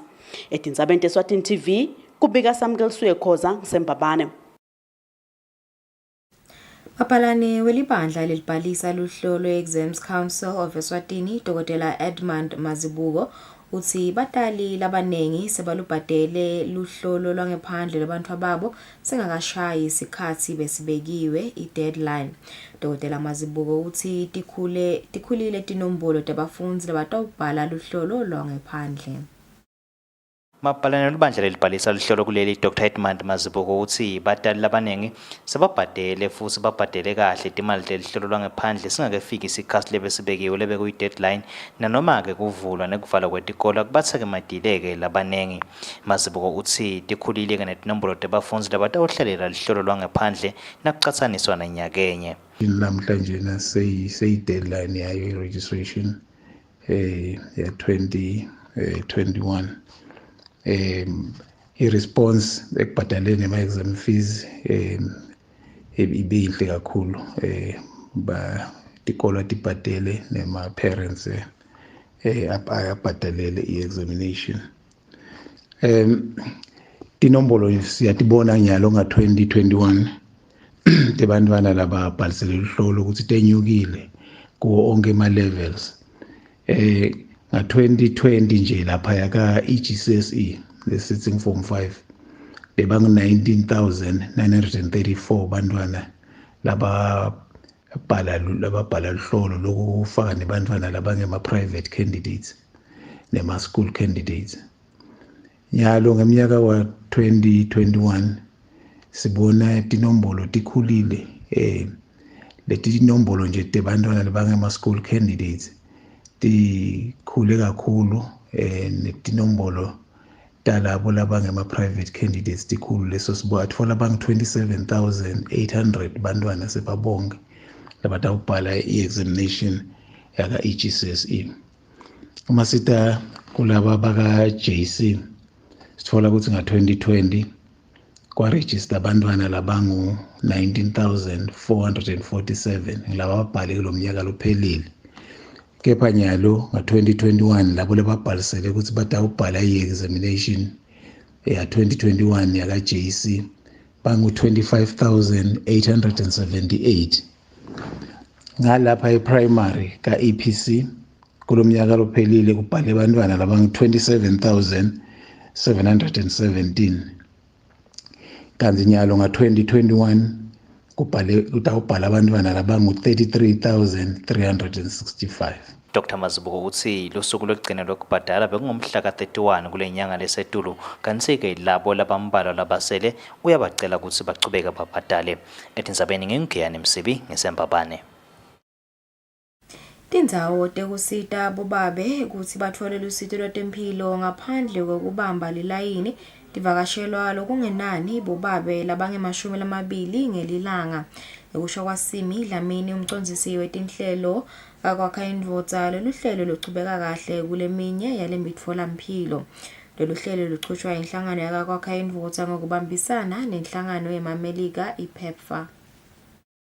Inhlangano yekwakha indvodza ngekubambisana nenhlangano yemamelika iPEPFAR icale luhlelo lokubeka tindzawo emitfolamphilo lesetifundzeni letimbili letiselibhonjeni nakamanzini lapho bobabe batfola lusito lwetemphilo masinyane. Lobuke luhlelo kulenhlangano Simi Dlamini uthi bobabe beta ngetinombolo letijabulisako ikakhulu ngempelasonto. I-uptake inlejabulisayo because siyakholelwa ukuthi sicishe sekungcono sebayade ukuthi sekukhona lama-military corners ethu lesifise ukuthi abe yi-one stop shop noma ke sithi ngolapho nalifikile jana noma babe angabe solo mhlambe agcogconyiswa ayiswa enhla endasi kepha na afika akhona ekusitakala akwende konke mhlambe lokho latele kutokwenda esibhedlela nyalo kumdayisela ke umcondo ukuthi kunanama services lesinawo lokufaka ekhathi bo prep utinzaba teksoka sithi ke mhlambe ke akete atokwendela ngakithi sitawu addressa nama issues labe kakhona before ukuthi mhlambe ke bobabe bebaba netinkinga noma bolukhuni kuvela khona ngasemtholampilo emkhathini weliviki akusebenteki incumbi basemsebentini kepha naso yangale ngaseshoneni kweliviki mhlambe ngabolesihlanu ngalabo mgcibelo baye bese siyabathola singasho ukuthi ngekushiyana kwetindzawo nangefacility siyakhona kubabona mhlambe labo batawufika kusukela ku20 ketulu sinako lokuthi ke mhlambe kusaqala iprogram isaqala kwanyalo kepha sisachubeka nathi sisakhangisa noma ke sisachubeka ne-advertiser ku social media bantu sebaqalile bayadi bakhuthatela kuda khona emtholampilo. Bobabe labafuna lisito lokuhlola simo sengadi labafuna ukuthatha emaphilisi ekuthintibalisa igciwane le-HIV nekuthola emaphilisi ekulivikela kanjalo nalabo labafuna ukuhlola mdlavuza welidlala nalokunye bangavela kuletindzawo kanti ke labafuna kuva kabandi ngalolu hlelo bangangena etinkundleni tekuxhumana talenhlangano etindzabeni kubika Sondomlangeni eMbabane. Masipala wedolobha laseMbabane utabe akha kabusha imigwaco etitaladini letisihlanu ngekhathi edolobheni kusukela ngalesibili kuleli viki. Basebenzisi bamgwaco bayacelwa ukuthi basebenzise letinye tindlela kungena edolobheni kusakhiwa lemigwaco. Masipala wedolobha laseMbabane usemkhankasweni wokulungisa akhe kabusha imigwaco yaleli dolobha etitaladini letisihlanu ekhathi edolobheni. Kusalungiswa lemigwaco kutawuba netimpawu letikhomba ukuthi umgwaco uyakhiwa basebenzisi bemgwaco basebenzise leminye imigwaco lengena ngekhathi edolobheni. Lokukhulumela masipala waleli dolobha lakhisabeze uthi atawuba khona emaphoyisa kugwema itraffic nekwakhiwa komgwaco kungaphazamiseki. Uthi kwakhiwa kwalomgwaco kutawuqala ngensimbi yesiphohlongo ekuseni kude kube insimbi yesine entsambama. Letitaladi tifake ekhathi Mshweshwe Street, Tsegwane Street, Mvemve Street, Dzeliwe Street, kubese kuba naSozisa Road. Sozisa Road ke umgwaco lo ubukeka vele ukuthi wona ngona ulayisha itraffic lenkulu ekhathi edolobheni. Right now ina 2 wema carriages. Ngingabekisa ngithi kusuka la kubo Nedbank head office yakhona ubheke lendasi ngase Fourways.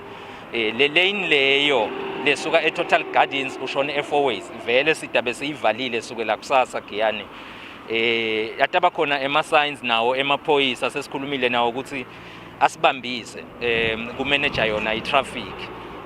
Lo msebenzi leswendako giyani in terms of budget sibuke ukuthi sitawenza kancane ku2 million ukuthi silungise lelitiyela ngeliso lemuntu kumbe lo ile iperson angabuka umasipala sokugubula lo mgwaco umgwaco ubukeka usese right nasibuka ngabonjinela bethu bathide hayi umgwaco sovele wonakele lengaphasi giyani so utasishiphela lokuthi lemigwaco yong 5 siyigugubule nyalo siyiqalele phasi and according to ema wishes alo lidolobha ngabe vele cishe yonkana lemigwaco la khathi kuCBD siyayigugubula same time but ke siyathi ke ukuthi awu ushoda kwabonsumbulwane vele sesitawenda ngema phases. Lolu hlelo lesikulo litawulasta a total of 14 days. Bathi-ke bayathemba ukuthi nesimo selitulu sitabavumela bakhona ukucetha ngesikhathi lebasibekile kanti-ke lo msebenzi ubite itigesi letimbili temalangeni. Lokhu-ke masipala ukwenda ngekugunyatwa ngu-section 7 subsection 1 wemtsetfo longamele emadolobha lekungu-act number 8 of 1969. Etindzabeni tanamuhla ngingiyane Msibi nginasontomlangeni eMbabane.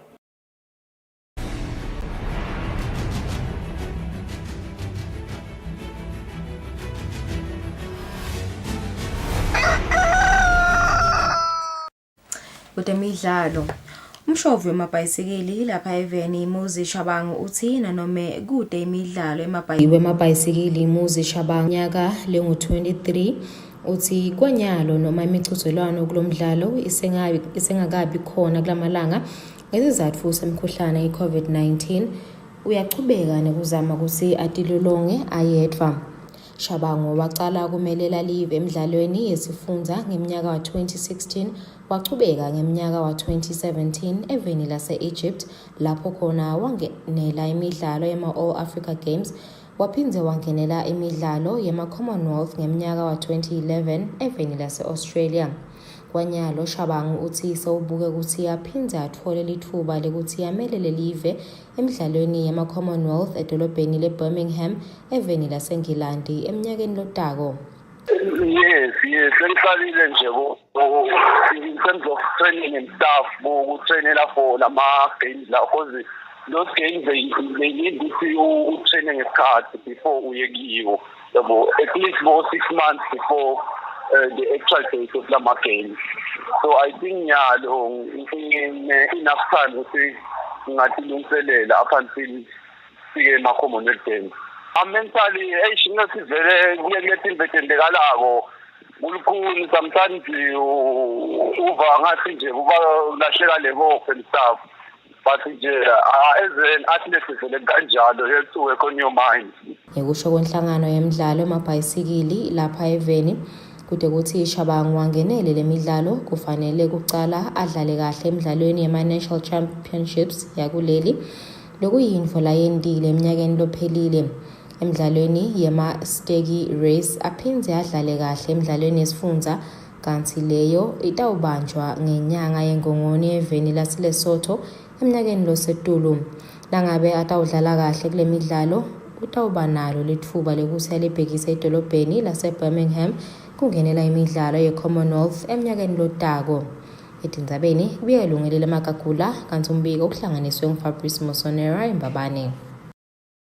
Mbukele ngaleto temidlalo satipisa tindzaba tetfu tesibili asesilkhefu nasibuya sizokhulumisana naye WHO Health Promotion Officer Dr. Kevin Makatange.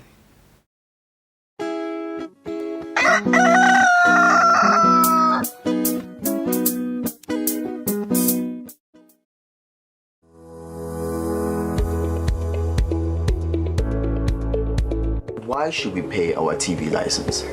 The content on our local television is actually more up to date. The industry is enhanced. It is a criminal offense not to pay your TV license and attracts a fine of 500 emalangeni or 6 months imprisonment. And the industry is definitely blooming, ladies and gentlemen. So that's what we have for you. But we'll be right back just after the break and we'll give you more of Missed Fee. Pay my TV license. That's why I can enjoy the benefits of an enhanced industry and keep track with recent transformation. Mommy, who pays for a TV license and what are they paying for? The owners of TV set and a gadget with a tuner like DVD set have to pay. Pay your TV license at NetBank with the details provided on screen. Or use your cell phone via the mobile money pay. You could also visit your nearest post office and pay there. Pay your TV license via Eswatini Mobile Imali. Any TV device retailer can purchase a license to trade. Pay your TV license and enhance the industry. Usiseka uvuseleleke wakheke emoyeni ngemculo wetenkolo bahlabeleli balapha eSwatini. Sikulethele abahlabeleli abadala nalabo labasakhula emculweni wetenkolo bahlabela bukhoma lapha eSwatini.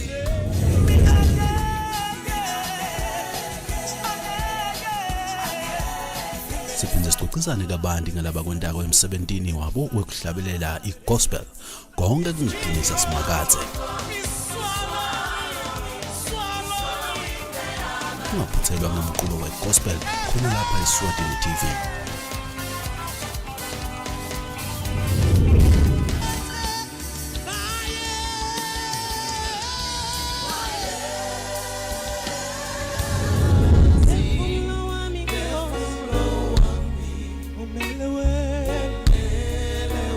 Praise to God be the glory.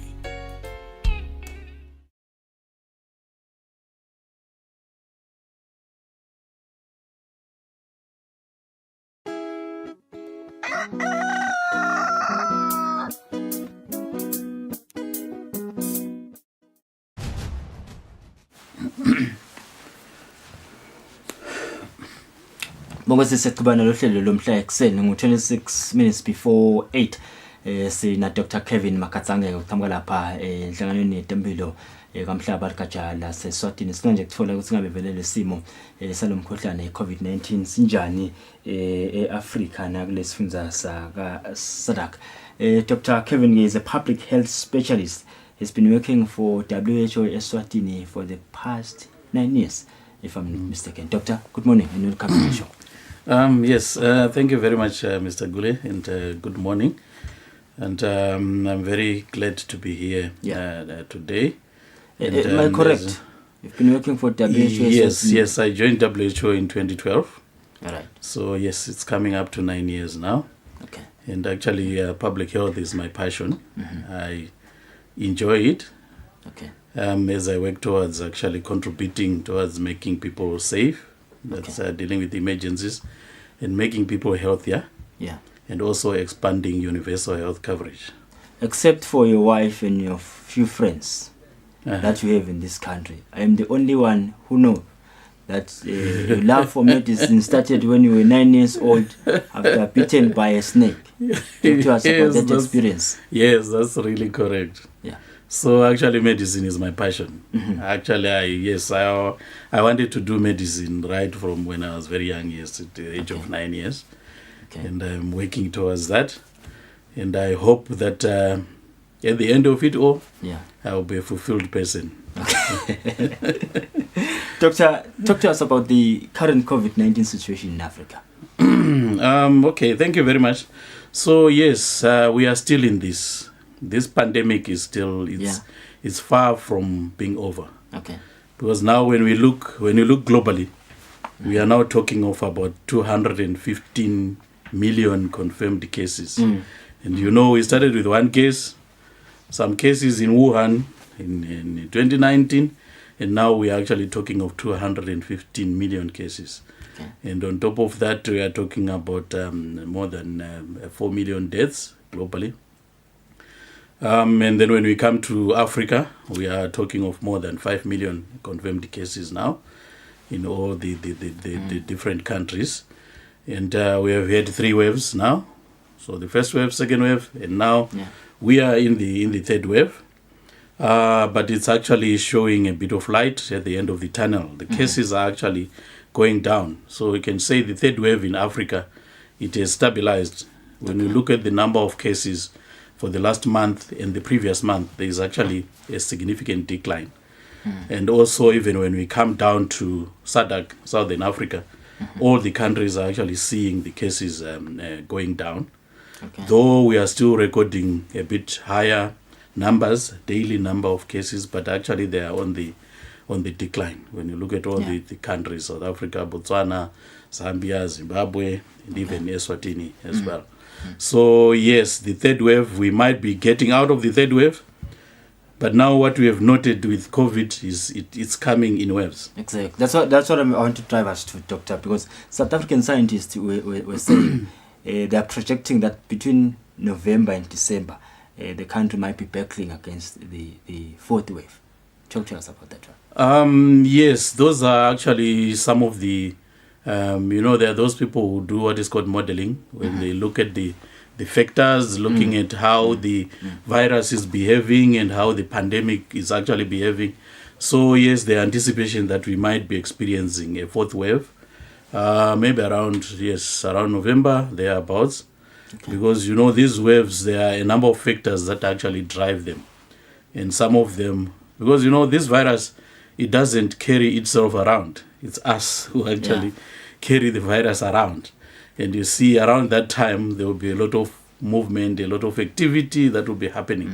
And that might actually fuel the third wave, the fourth wave, which might extend even up to around February. So it's also based on what we are learning from the past. So there are these waves. One around February, then around June, and then another one around maybe the November part of it. So it's not like we want it to come, but it's how it is actually behaving. And we need to actually anticipate it and prepare ourselves to mitigate whatever impacts that might be of the fourth wave. I don't know if you heard this one, Doctor. We were listening to France 24 yesterday, and they were leading with the story. Was saying South Africa has detected new variant C.1.2. You heard that? No, I haven't actually heard about that. Okay. But yes, these viruses, including the SARS-CoV-2, which is the one that causes the COVID-19, they mutate and they actually change.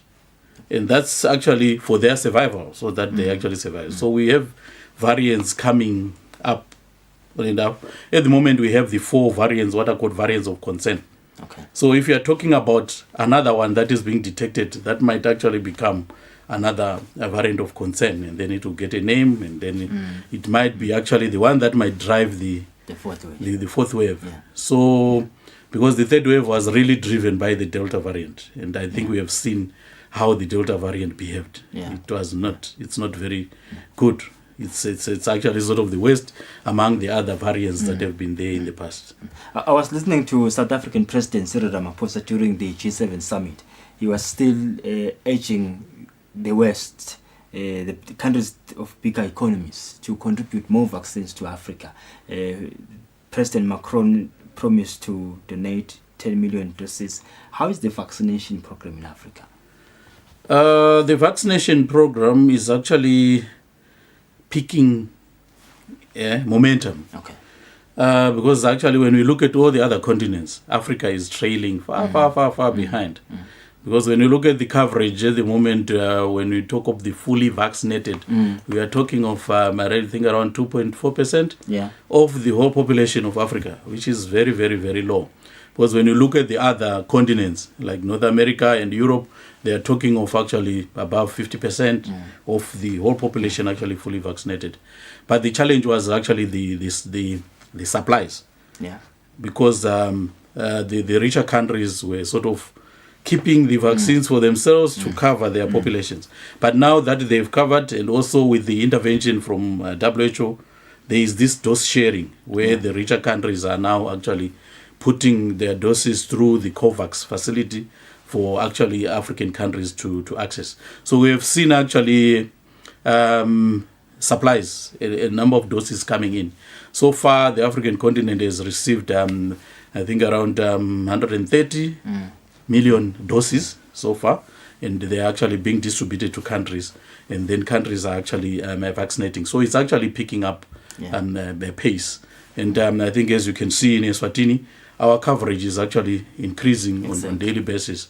And at the moment, I think in Southern Africa, Eswatini is actually the highest in terms of coverage for fully vaccination. We are approaching around 14%. Others are still trailing behind. When you look at the other countries, Lesotho and the other countries, they are still less than 2% fully vaccination. Yeah. So the demand creation and the acceptance of the vaccines, people going for the vaccines, is something that we need in Africa so that we can actually get our coverages higher as also the other countries. Yeah. Because that's good for us, good for you as an individual, good for us as a population to protect ourselves from severe disease and death, which is what we are actually really aiming for. We're now vaccinating 18-year-olds and above, Doctor. Yes, we are right. We are around 13.6%. Now, what does that mean for us in terms of the achieving the herd immunity in terms of the vaccinating population? Actually, for Eswatini, that's a good move, because the aim is to have at least 60 to 70% of the population fully vaccinated. Then when it's like that, the vaccinated will protect the unvaccinated. And with these vaccines, we are targeting 18 years and above because of the recommendations from the vaccines. So yes, the plan is to have everyone who is 18 years and above actually having received the dose. And then when new studies come, we can actually even lower it down to include the kids. So if all the adults are fully vaccinated, if we achieve about more than 60%, we'll even protect the kids as well who are not actually vaccinated. So this is actually a good move towards the herd immunity. And the quicker we get to the 60%, the better for us. If we can actually get to that before the fourth wave arrives, which is before November. If everyone goes to the vaccination sites and they get vaccinated and we cover 60% of the population, we'll be very, very much safer for the fourth wave if it comes. We'll see less people who will need admission. We'll see less people who will actually die from the COVID. Transmission will be there because the virus doesn't stop transmission. If you are exposed, you get infected. But if you are vaccinated, you won't get severe disease, and your chances of dying will be actually very, very low. So we really need to attain the 60% and above as soon as possible. And that will make us actually a safe country, and that will make even Africa safe. Because in Africa, the target is to have at least 10% of the population in all the countries vaccinated by end of September. And for Eswatini, I think the country has already actually surpassed that. And then 30% by end of this year. And then 60% by towards mid-2022. So those are the targets and the milestones that actually countries need to actually achieve. Now, Doctor, there are still myths around the vaccines, and that's why some people they are very reluctant to go and get the jabs. I just want to encourage some of those who are in the kingdom who are yet to get a vaccine to go and do so, please. The message is the vaccines are safe. Any of the vaccines that are registered under WHO through what is called the emergency use listing, those have gone through all the rigorous testing, and they are safe. And actually, they are actually proven that they work to protect you against severe disease and death. So there are a lot of things that people are saying. But what I always say is, try to get the information from trusted sources. Don't get the information from TikTok. Don't get the information from Facebook, from anyone we don't even know. Get the information from health experts and from trusted sources, from WHO, from CDC, from UNICEF, and all those sources. And what those experts tell you is actually the correct information that will help to protect you. When you listen to all these rumors, all this misinformation, and you don't get vaccinated, it's not actually for your own good. You need, or we all need to be actually protected. So if you have any questions, ask the health experts. They will actually explain to you. Exactly. Others are getting vaccinated out there. And when you are there actually saying, I'll be turned into a zombie, I'll be all those things. So you see, we have actually administered globally more than 5 billion doses. So are there 5 billion zombies out there? That's not, people are getting safe, people are getting protected, and you are being left behind.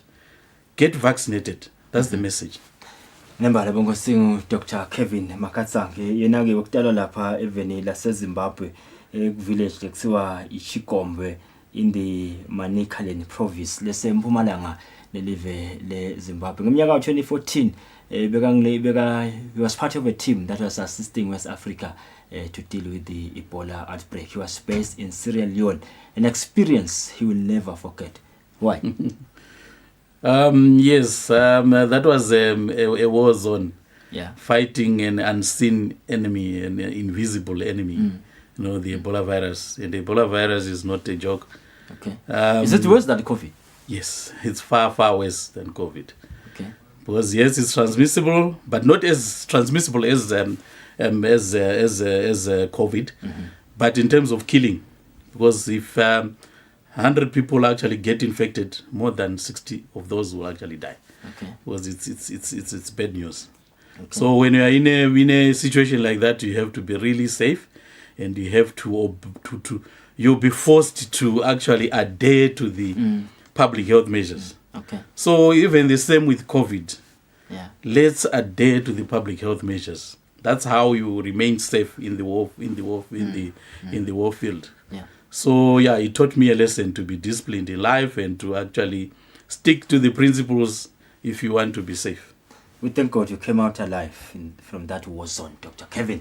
Dr. Kevin, COVID-19. Doctor, thank you so much for coming through. We really appreciate the work that you are doing for the kingdom. Yes, thank you very much. Yes, I always enjoy these moments where I share my experiences and actually advise everyone in terms of how we can keep ourselves safe and make ourselves healthier. Thank you. Ngokusingu 11 minutes before 8 sisabathela imagazini asibuyela ndongela lesitaqhubeka nje sibuke ukuthi kwentekani kulamanye emave emhlaba bese siyalephesa ngehlelo lalomhla ekseni.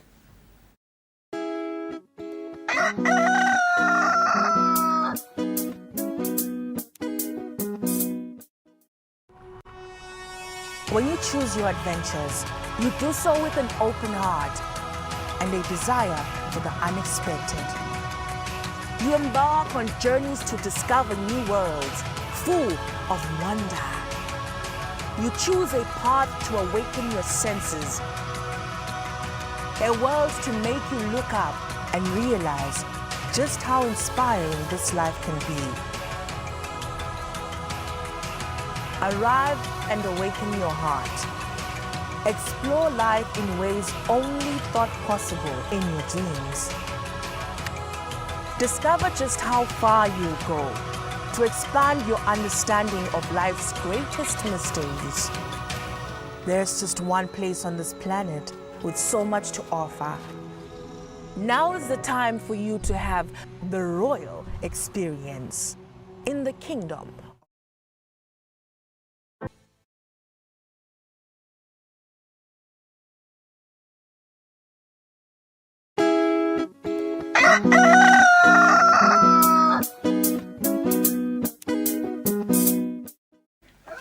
Mbukeli sikumukele ehleleni Kusile Breakfast Show singibulana noLasanza kusivulela sida ukuchubeka nazo indaba tethu letenda ema headlines kolamanye emave kanti ke sisawuvela saweveni lase Turkey lapho kubika khona ukuthi bakhoseliswe bayachubeka bayangena eveni lase Turkey labasuka khona eAfghanistan maybe koyaveda ukuthi sebaningi kakhulu sebagcwele kakhulu basuka khona eveni lase Afghanistan. Refugees from Afghanistan say crossing this border from Iran to Turkey is a chance at freedom and safety after weeks or months of grueling travel from Afghanistan. But once they get across, many go into hiding, hoping to evade police and deportation. Those who are caught are often held in deportation camps. Many are children. I was running from police and I fell in a deep ditch and broke my leg. Turkish authorities take us on a tour of a deportation camp not far from the border. They say their goal is to prevent more refugees from entering Turkey to seek asylum, but they also want us to witness what appears to be generally humane treatment. There are 126 rooms in this facility, all meeting international quality standards. Officials say 80% of the people detained in this facility are from Afghanistan and they cannot be deported to their home country for logistical and humanitarian reasons. Earlier this month, the Taliban swept into Kabul after taking over vast swaths of Afghanistan in a matter of days. Since then, mass evacuations have left the Kabul airport in chaos, and Islamic State suicide bombers have killed at least 170 Afghan people and 13 U.S. service members. Now the country is on edge, waiting to find out what happens after the U.S. met its avowed August 31st deadline to pull out of Afghanistan completely. Officials say maybe next week or next month they can formulate a plan beyond resettling refugees in a third country, which is often impossible. Families say despite their uncertain future in Turkey or beyond, they had no choice but to leave. It was war. Everything was deteriorating. We had to go. Turkey hosts more than 4 million refugees and asylum seekers, more than any other country in the world. Many Turkish people say the refugee population is a strain on their economy. Soldiers say they are working hard to keep the refugees out. The government says it is not forcing people back across this border to Iran. But many refugees say they have entered Turkey and been forced back out many times.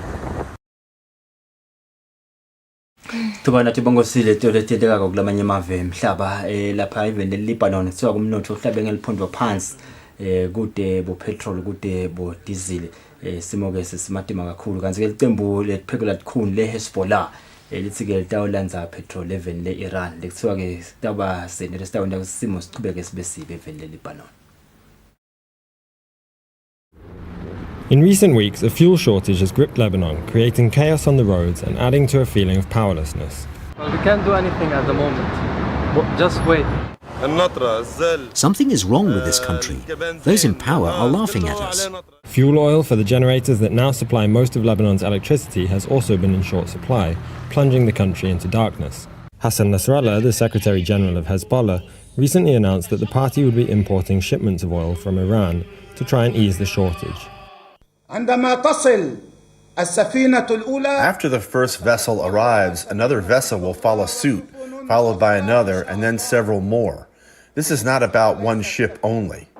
For those sympathetic to the Iranian-backed militant group, Hezbollah is simply trying to provide solutions to an ongoing problem. If there is enough oil, Iran will stop sending. The ships do not come. This has nothing to do with influence in the area.